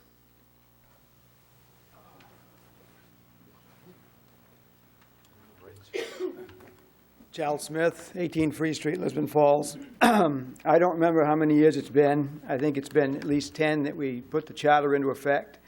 I served on the Charter Commission, and I know when we were developing the language in regards to the school system, it was very limited on what the town council would have the right to do with it. And I would encourage you strongly to refer to the council, to the charter, because I think you'll find it's the bottom line, and it's either up or down. Focusing on one line, I don't think, I'm just guessing, but I don't think that works. So, good luck. Thank you very much. We have Miss Roy in line, and then we'll get to you, Miss Fitzgerald. Thanks. Judy Roy, 7 Amalfi Street in Lisbon Falls. What I wanted to just mention to you folks is that the council and the people of Lisbon hire town managers and department heads, and we take the information that they give us and we use it to make the best budgets that we can. On the school side, we have a superintendent, we have assistant superintendents, and we have a school board that work really hard to get budgets in line. And when we're asking to cut from a particular area, I worry that we can't do the best job that we can do for kids. And the bottom line is, I'm a taxpayer in this community. I think we should look at the taxpayers' bills. I also think that we should look at what's best for kids in this town. And the last thing I just want to say is that, remember, through this process, it is really difficult. It's hard work to put a budget out that's fair for everyone. And I hope that we'll just treat each other with kindness and respect. Thank you, Ms. Roy. Next person, please. Hi, my name is Bill Cool. I live at 15 Pike Street in Lisbon Falls. I've been in Lisbon since 2002. Lisbon is a place I never intended to live. It was a place that was midpoint between my wife's employment and my own. We met some very nice people and decided to buy a house here. Have a great neighborhood, even though some of my neighbors want to snowblow my driveway. Far up the street, right. sorry. So we're getting to the point, I have 2 little kids that are 5 and 7, and we have to decide where we're going from here. This tax bill that I pay is high. I don't like it. My mortgage has gone up continuously since we moved in for various reasons, taxes and insurance. But we like the schools. We love the schools. It's a great place. I love the teachers. This cut is a disincentive to living here. It is a reason to leave. I am a white, well, I'm technically a white-collar worker, and I make a decent wage, but I see my real wages and my take-home pay going down. But I'm okay with paying more taxes if I have a good school. I'm not okay paying more taxes if I have a bad school. You're never going to put taxes down again. That's not going to happen. The genie is never going back in the bottle. I will grimace and get a job at Walmart if I have to at night, working to pay more taxes to have my kids in a good school. Otherwise, my wife and I are leaving here when my kids become teenagers and the high school years come along. Thank you. Thank you very much. Next person, please. Ms. Fitzgerald.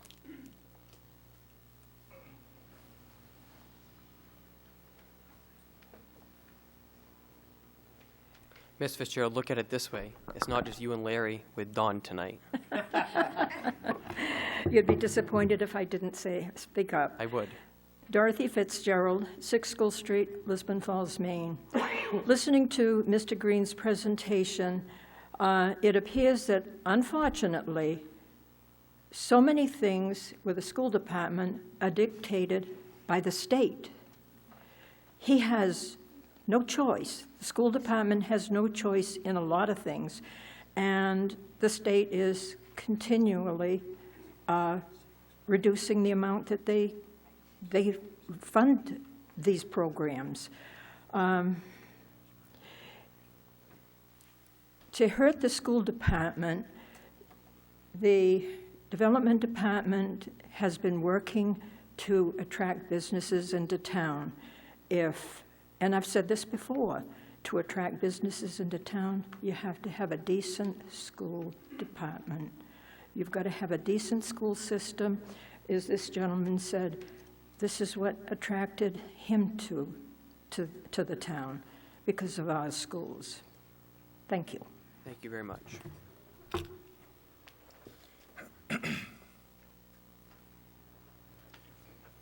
My name's Sandy Wood, and I live at 19 Upland Road in Lisbon. I didn't come here to speak today, but I'll tell you, I've lived in Lisbon since 1972. I've raised 10 children in Lisbon. Right now I have 3 seniors and a freshman. And I'll tell you, this year our cheerleaders took state title. Competition cheerleaders took state title. Our football team is amazing, and I challenge each and every one of you town council meeting members to come to the unified basketball team on Monday afternoon at 4 o'clock at the high school, and you'll see what our schools are about. You'll see those special ed kids make a basketball and grin and do high five. That's what we're doing for our kids in this community. Don't give up on those kids, because they need it. Thank you.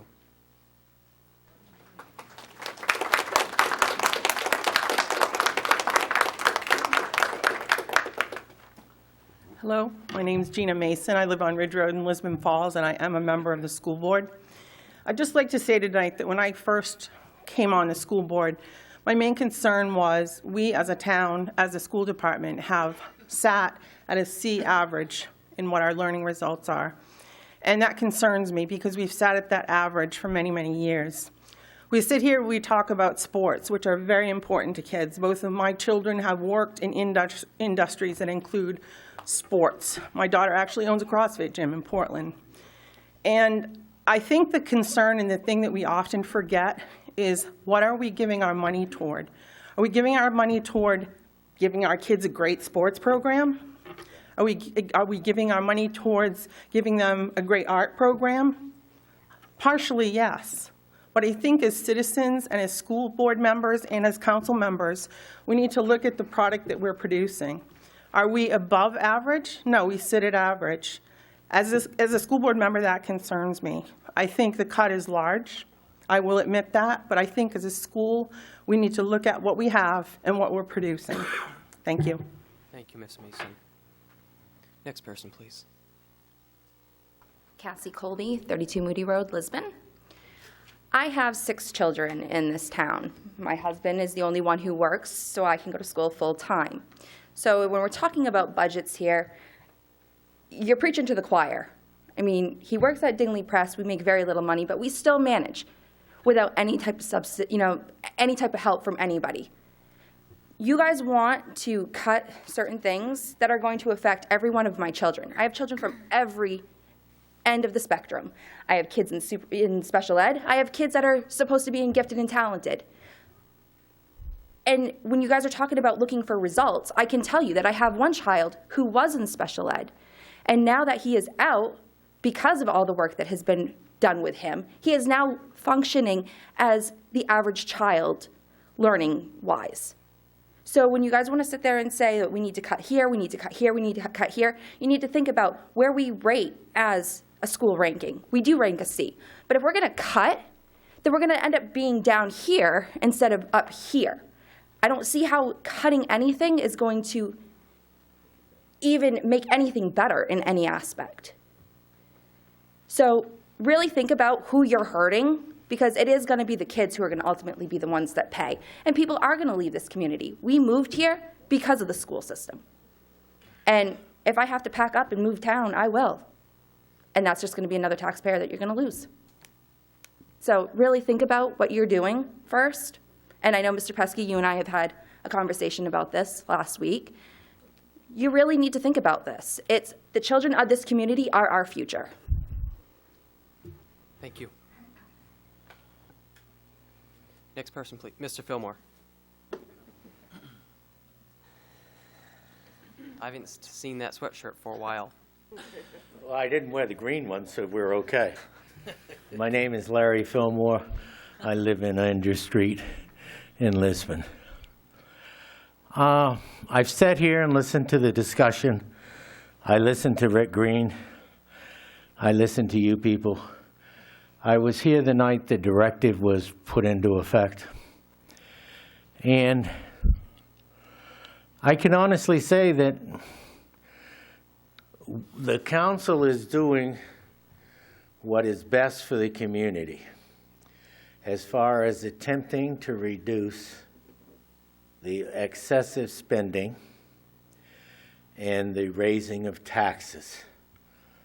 However, I think we're getting into a position of micromanaging that we don't want to go to.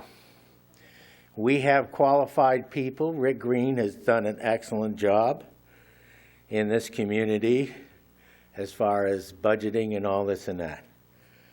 I know for a fact,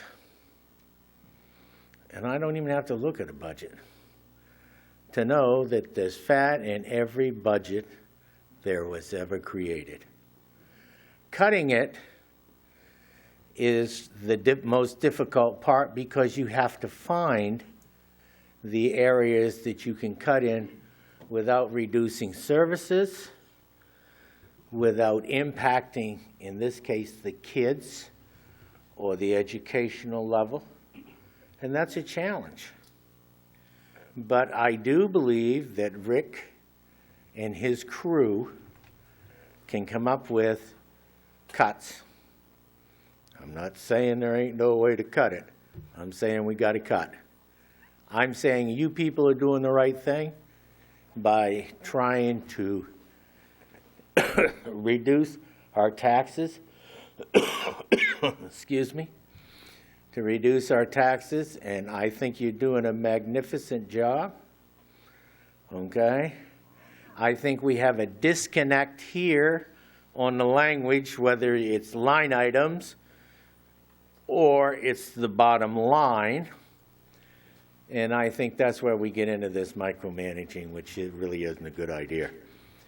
So I think if at the end of the process, if the council is not satisfied with the end results that the school committee and Mr. Green come up with, or Mrs. Barnes comes up with on her side, you can send it back. Take another look, see if you can get something else. But I don't think the idea is to micromanage, and I don't think you ought to handcuff them this early in the process. Thank you. Thank you, Mr. Fillmore. Next person, please.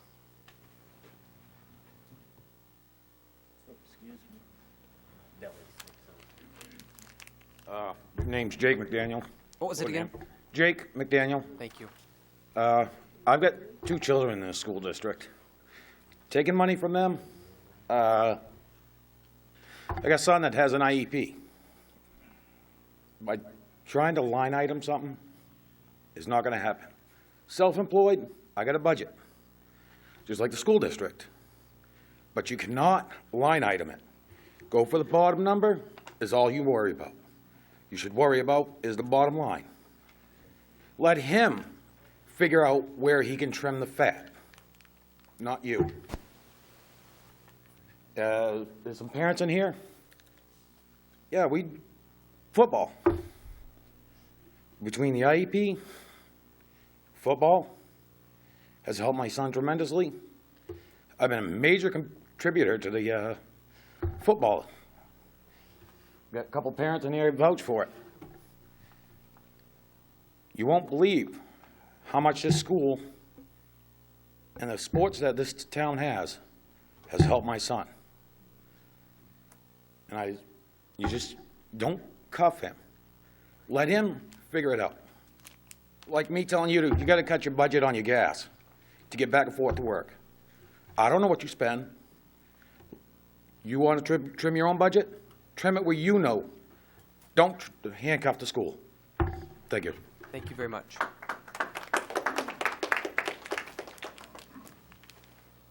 Tracy Austin, 72 Webster Road. I am also the chairperson of the school committee, but I'm here to talk about my role as taxpayer. Positions eliminated in 2010-11. We lost 23 positions district-wide, mostly at the high school level. 1 was restored that budget year. In 11-12, we were able to bring back 2 of the 10-11 positions, but we lost 4.5 additional positions in that 11-12 year. In 12-13, we lost another 5 positions. The disconnect on the language does not seem to be an issue, whereas in your charter it states, the council may adopt the school budget as proposed and may amend it, but such amendments shall be limited to adding to or decreasing the total amount of the budget. This May 5th meeting of the local share is a directive that was given by your chairperson at one of our meetings that I do not believe is legal. The other point that I would like to make here tonight is the amount that is being said. If you are talking total budgets, then you would need to look at the sheet that you have here. The municipal budget for 2014 was $6,786,163. The schools was $5,712,936. That is apples to apples.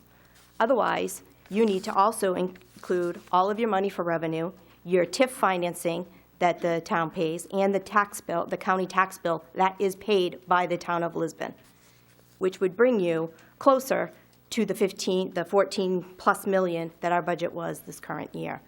Otherwise, because you cannot say you're going to count our subsidy, which is our revenue from the state, and not count what yours is.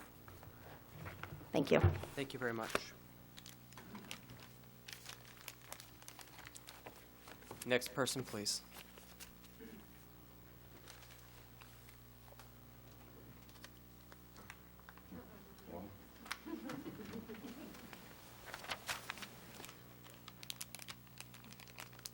Hi, Kirsten Kenny, Woodland Avenue, Lisbon Falls. I wasn't planning on speaking. Sorry about my dress, my attire. Don't worry about it. I got up from work to here. I just want to speak on behalf of someone who feels very passionately about Lisbon and where I went to school. I brag. I went to school out of state, and I constantly brag about the programs that we had. Interact Club, SAD Group. I could see any police officer and say hi, and they knew who I was because of everything I was able to do while I was in school. When I graduated, my brother, he ended up in high school after the budget cut, and he did not have the same experience that I got to have. There were many programs that were cut, teachers that left, and now my sister is thinking about not even going to our high school because of accreditation. And I know of at least 5 or 6 of her friends that are already planning on going elsewhere. I love this community. I love everyone here, and I think we also need to think about how we speak to each other. Saying things like, I did not vote for that, or this is the way it's going to be, it comes off like you're not listening to all of these people that are here tonight. And I think they just want to be heard. I think they want to know that you recognize that they appreciate this town. And I think we're all here because we want the best. So I would love if you would take that into consideration, because we have a great community, and I don't want to see people leave because of $600,000 cut. Thank you. Thank you very much.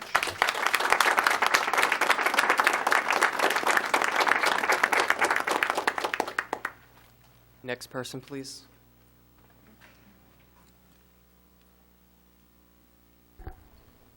Marcy Crossgill, 37 Ferry Road in Lisbon.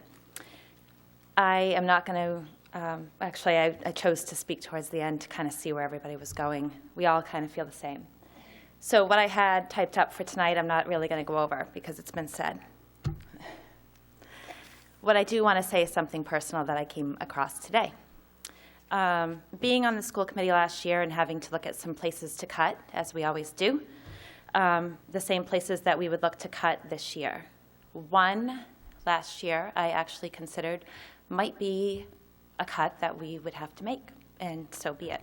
That would be our SRO officers. That definitely will have to be cut this year out of the $600,000. That will be one of the EPS. That will be from the direct line that you are talking about taking from.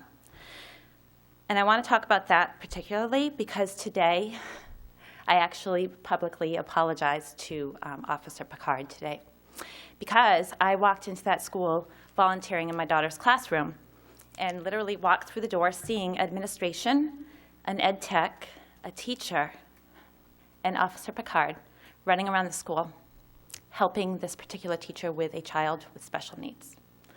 So I worried because when I went into my daughter's classroom, there was a student who was misbehaving and hiding under chairs, being very unsafe. And the teacher called down for Officer Picard or administration, but both were tending to a student. Within 3 minutes, Officer Picard made his way upstairs and checked in and did exactly what he needed to do to keep our schools safe. With that said, that is very minor compared to some of the reasons why I think we need to have SRO officers in every school. We have a lot of issues going on at the high school and middle school regarding, various reasons, various things that are going on across the country that they tend to deal with that our teachers and staff and administration don't need to. $600,000 asking Mr. Green and the school board to cut from there would directly impact those positions, and we would no longer have them, therefore making our schools unsafe. I think that the backlash that you would have from this crowd and probably hundreds more would be very detrimental to you as a town council. So I would just like to stand here and ask that you revisit exactly what you're asking to cut, where you're asking to cut from, what you're looking to cut. Student services, SRO officers, nurses who need to be in every school because of medications, injections, simply helping students to a bathroom for issues, medical issues, would then fall on staff. Our staff is limited as it is. They're trying to conduct a classroom. So asking staff or clerical staff to inject a student when it is medically necessary is very unfair and unsafe. So when you're thinking about $600,000 to you and where that's going to come from, it does directly impact our students, and it impacts our staff, our school, our culture, our environment, and the safety of our children. And they cannot stand up here and speak, so we need to speak for them. So please consider that when you're making your decision about how much money you're going to take and where it's coming from, and the direct impact it has on people who cannot speak, the children. Thank you. Thank you.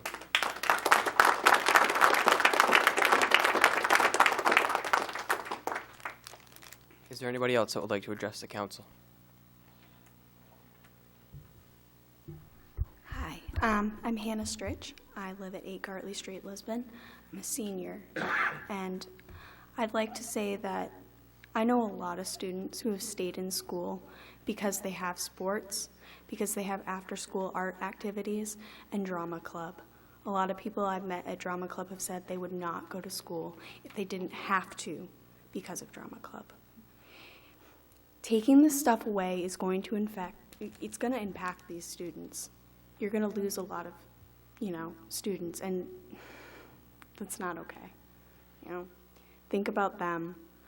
It makes them happy to be able to go after school and participate with other people and work as a team. Don't take that away from them, please. Thank you.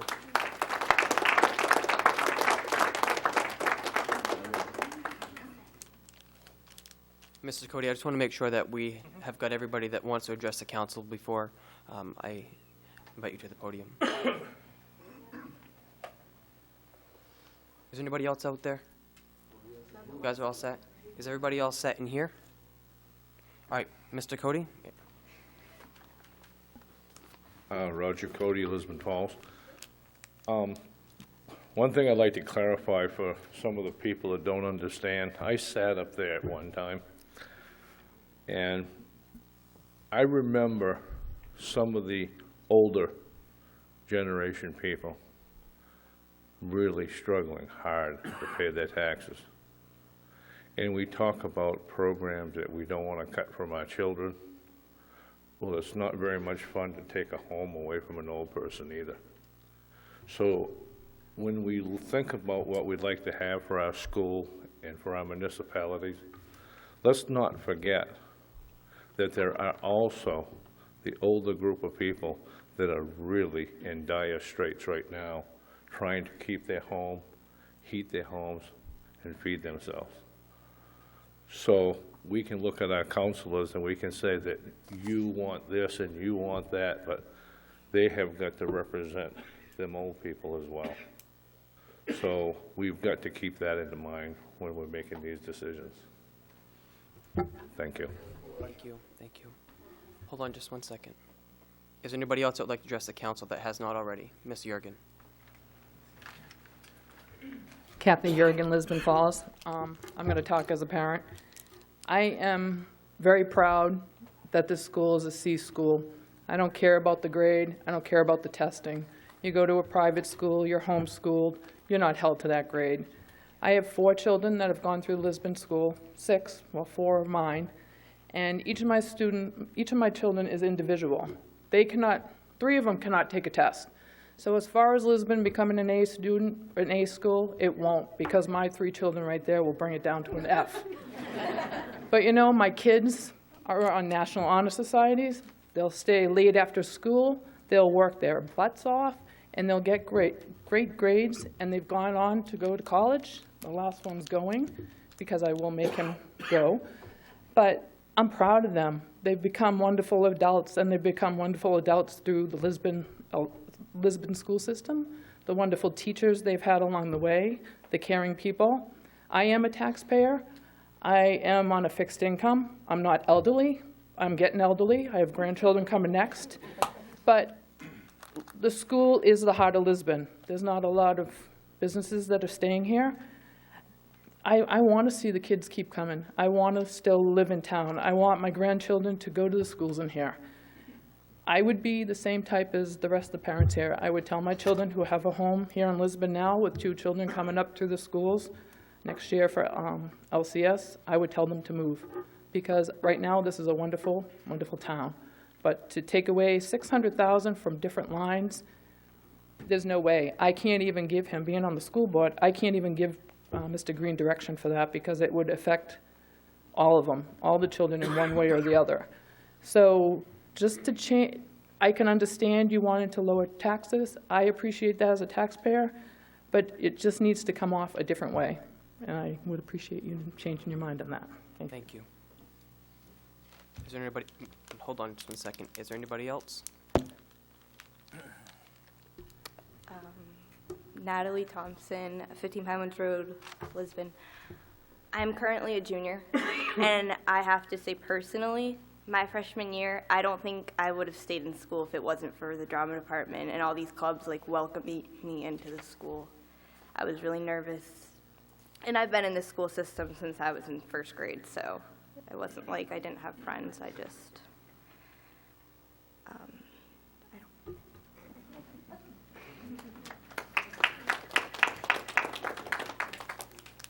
It's all right. I know exactly how it feels. Next person, please. Norman Albert, Lisbon Falls, and I have 2 girls in the school system. One is going to finish 5th grade this year, and one is finishing 1st. And after I saw some of this information pop up on the web, it made me think about direction, where Lisbon's going, and more importantly, how it's going to affect my girls. I looked at a charter school. I didn't want to look at a charter school, but I looked at a charter school 2 weeks ago for my oldest daughter because I'm not comfortable or confident that decisions that are being made or considered are being done so with all the students, or more importantly, the townspeople's best interest. So I bring that to you because I know you have a very difficult job. I'm not here to, I don't think anybody comes here to bash. People get passionate, and you have a tough job. But we have one job, and it's to advocate for our kids. And that job is never ending. And I can guarantee you that it will bring the fight to your door every day of the week and twice on Tuesday when it comes to my kid. I will say free and appropriate public education, because that's what our kids are entitled to under Maine state law. And these are words that I'm sure that a lot of folks will get familiar with if cuts are made in areas that impact their students. Thank you for your time. Good luck. Thank you.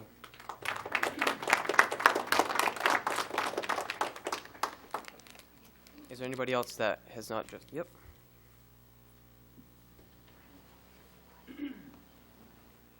Personally, I think you guys shouldn't cut. Just 1 second. Can you say your name and your address, please? Dustin Wood, 19 Upland Road, Lisbon. I'm currently a senior in high school, and I think you guys shouldn't cut any of the budget because the students will be upset, and so would I. Without these teachers, I don't know where I would have been without them. Like Mr. Gannon, Mr. Hall, anybody. Like those guys. Thanks. Thank you.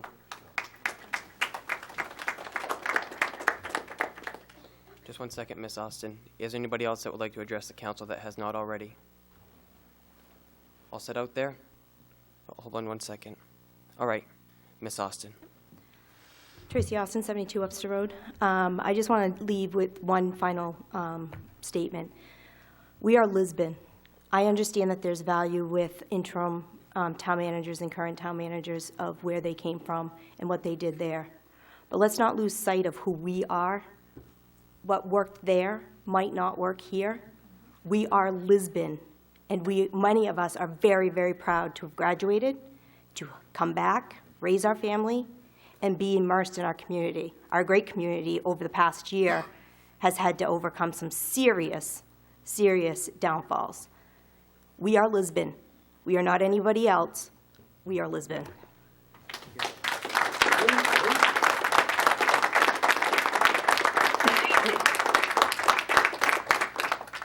Mr. Reed.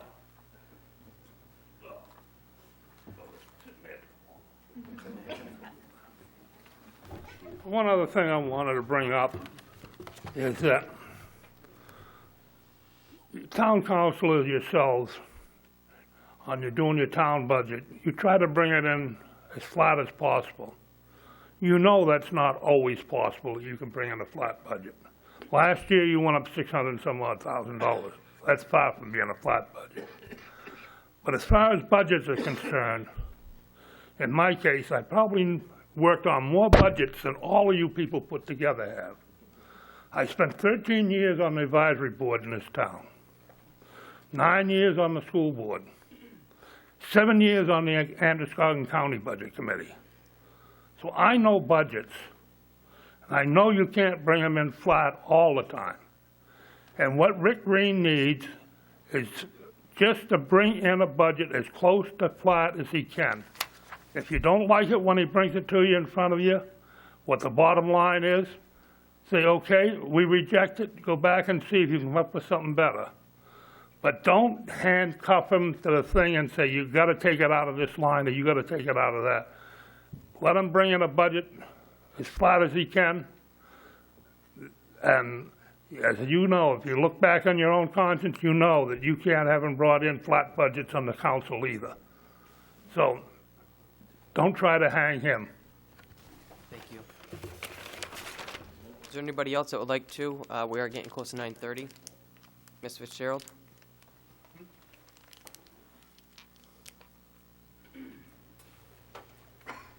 Dorothy Fitzgerald, 6 School Street again. I am a taxpayer, I'm a senior citizen, I'm on Social Security, and I'm having a tough time making ends meet. C average for our school department is an average. That means that there are students that are coming in below average, and there are students that are coming in above average. So an C average is just, it takes in all, it encompasses all of it. We have a lot of special education students, but I have also heard a lot of complaints from parents and taxpayers that we do not have a gifted and talented program. It was cut. Why? Because of budget cuts. Gifted and talented program would greatly enhance our average. Thank you. Is anybody else? Sandy Wood, 19 Upland Road. I'm 65, and I don't think if I turned around and said, who wants their taxes raised, you'd see any hands go up. My husband and I are 65, 4 teenagers at home. Try to feed 4 teenagers, clothe them at 65. It's not easy. I have a budget. I have to struggle. But I'm going to tell you, and I got up here and I talked all about the sports, but I'm going to tell you something. The reason my kids succeeded was they had to be held accountable and eligible to keep their ranks up to play those sports. And if they hadn't had those sports, they would have flunked out of school and been dropouts. And they weren't. Because of the sports, those kids stayed in school because they worked hard to keep those ranks up. That's what I'll say. Thank you.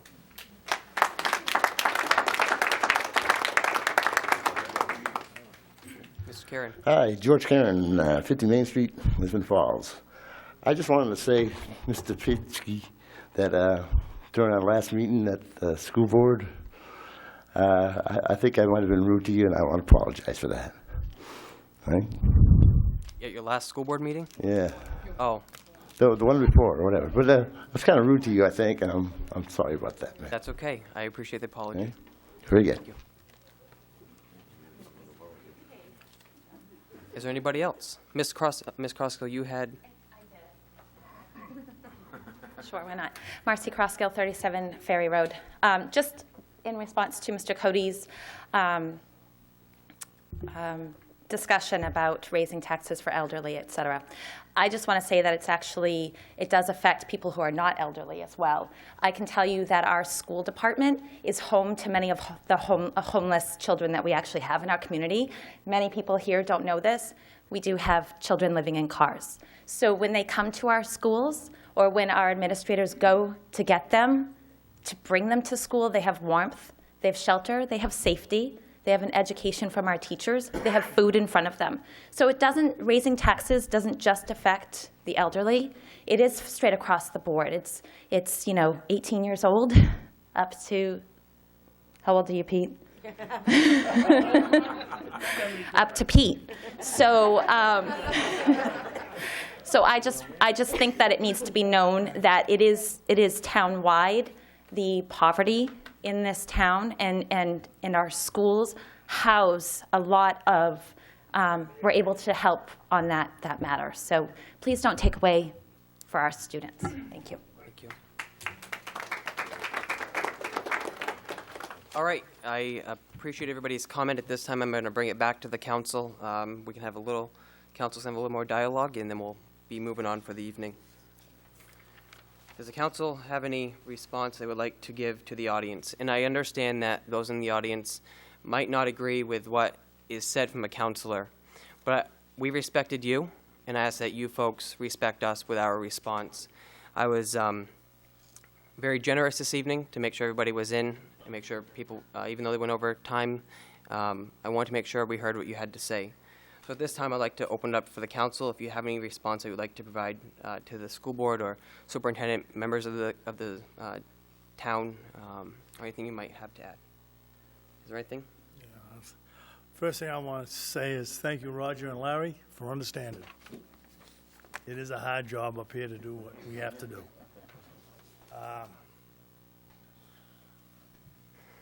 Gentleman that came down and said he was looking at charter schools. Well, I've got 2 grandchildren in elementary school, and when they go to middle school, they're going to a charter school. And that's my daughter's decision, and she is an educator.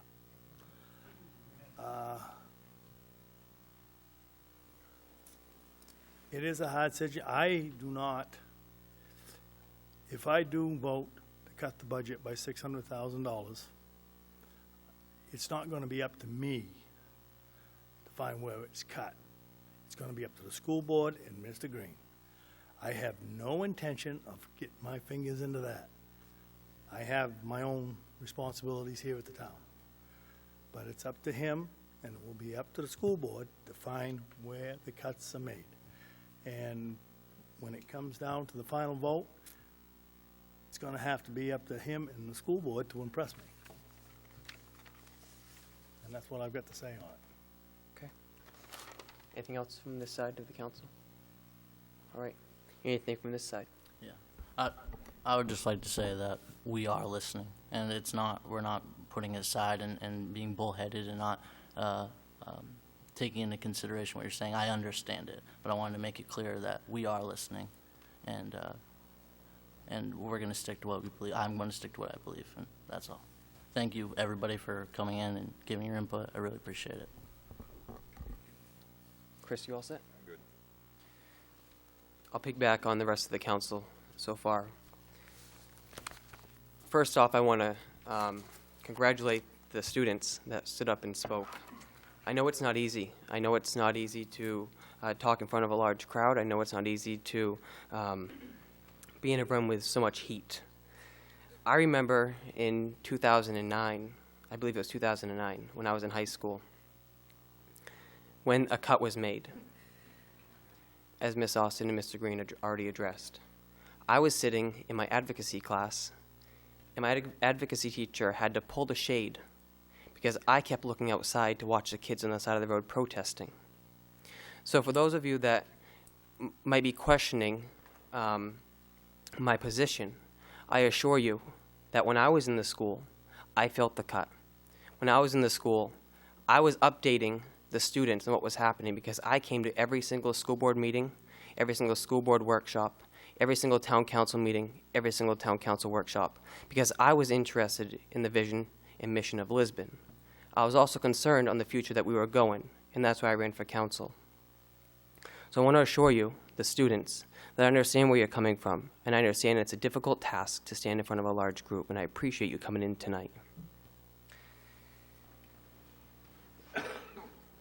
I recognize the hard job the school board has in front of them, but I also have a hard time with conflicting responses from the school, attorney staff regarding the cut, and the town legal staff that I referenced earlier. I think it's important we go back to basics. Not that I don't want the kids to have what they need, because I do. I graduated in 2012. I understand what it's like to be in the school. But we need to also be responsible to the citizens of this community.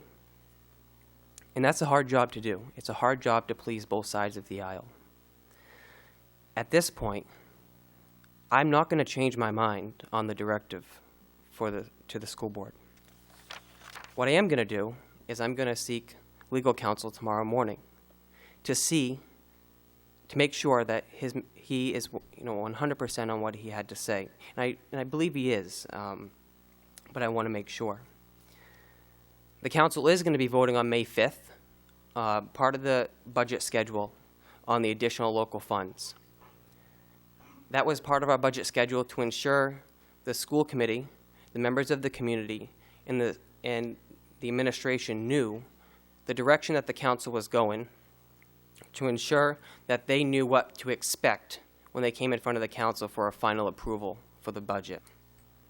We will also be having a public hearing on April 21st at Lisbon Community School regarding the budget. At that time, it is another opportunity for folks to come in and voice their opinion regarding the school and the municipal budget. The vote on January 20th I think I said January, it's April 20th, April 21st that we'll be having the public hearing. The vote on January 20th to reduce the additional local share from $1,115,551 to $515,551 was a hard decision.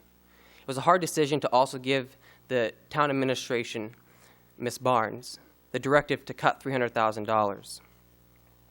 She is going above, and she is cutting $375,000 from her budget because we're losing an additional $75,000 in revenue that the council didn't account for earlier.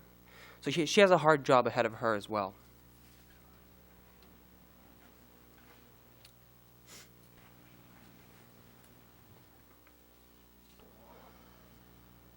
Before I conclude and we move on to the rest of the agenda, I want to sincerely say thank you to everybody that came out.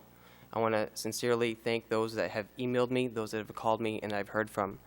Although we might agree to disagree, I honestly did hear everything that every single one of you said. I took a lot of notes, and I appreciate you taking the time out of your busy schedules to come in this evening.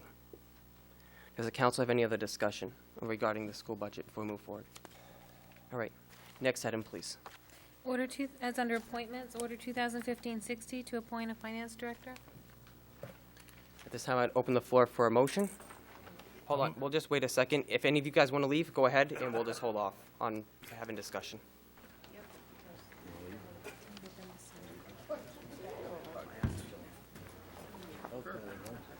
That'll clear the room. I guess. Natalie, I didn't get your address. Tell me about it. Pinewood Road. Okay. Say, no, you know. Thank you.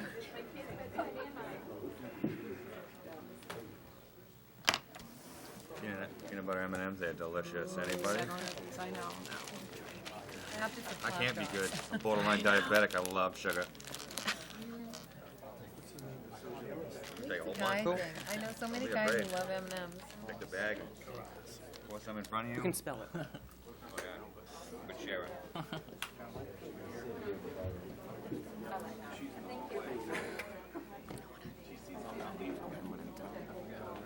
Oh, yeah, man, they're delicious. Only thing better than them are the Reese's ones. Yeah.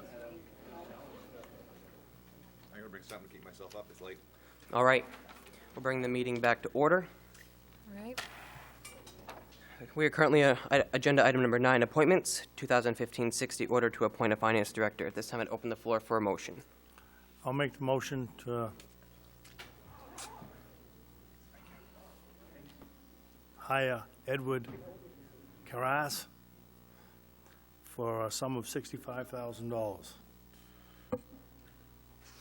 Is there a second? Second. Right, we have a motion, we have a second. Is there any other discussion? See none. All those in favor of hiring Mr. Edward Carras, and you can spell his last name, K as in King, A as in Apple, R as in Robert, A as in Apple, S as in Sam, Edward, S as in Sam. All those in favor? Order passed, 6-0. Yeah. And I welcome Mr. Carras to the town of Lisbon as the finance director. You're assuming he's taking the job. Yes. Folks, we have just a couple more minutes. I would ask that we keep the quiet in the council chambers. Next item, please. Council communications. This time I'd open the floor for any communication with amongst council. Anything, Greg? Nothing I haven't already said. What's that? What's that over here? I have a couple of things. I want to first address a couple inquiries I've had regarding the trash committee. We met, myself, Councilor Lunt, Lisa Ward, Diane Barnes, and Ryan Layton. We have asked staff to send out 3 RFPs. One is to a proposal to sell the transfer station and what that situation would look like if we completely sold the transfer station. The second option we are looking at and asking for an RFP for is curbside pickup, 0 sort, and curbside pickup sorted. We will also be exploring the option of pay-as-you-throw. And the plan amongst the committee will be, once we get the RFPs back and staff has reviewed a pay-as-you-throw program and set a module forward, we want to hold a public informational night with all of the options and hear from the public on exactly what your perception is of each option and where you would like to see the council or for us to bring a recommendation to the council to move forward on. The second thing I have is Mr. Campana. Is that how you say your last name? Yeah. All right, good. I did it well. Mr. Campana, at our last council meeting, mentioned that he had contacted or had some interaction with the sheriff of Androscoggin County in providing sheriff services to the town of Lisbon. I got many phone calls regarding that conversation and audience participation, many more than I had for this school budget. So I reached out to the sheriff, and I just wanted to clarify a couple of things. I reached out to Mr. Sampson, the sheriff of Androscoggin County. He stated that at this point he has not had any interaction with anybody from the town of Lisbon with providing sheriff services or dispatch to the town of Lisbon. He said he is talking with other communities about providing those services, but he would never solicit the town first. We would have to solicit him for a proposal, and he would provide one. So I wanted to just clarify that with the community, that it's not something that we're moving forward and you folks don't know about. We as a council haven't had any of that dialogue, and Mr. Campana had just brought up that topic. So for the members of the community that are concerned or have an opinion about it, I want to assure you that I haven't had any dialogue personally regarding moving forward with that. And that's all that I have. Anything else? Next item, please. Is to adjourn. Order 2015-62. I'd open the I'll floor make for a motion. Roger, is there a second? Second. Eric, all those in favor? Order passed. Greg, you in favor? Never votes for that. All right. 6-0. Meeting adjourned. Thank you all.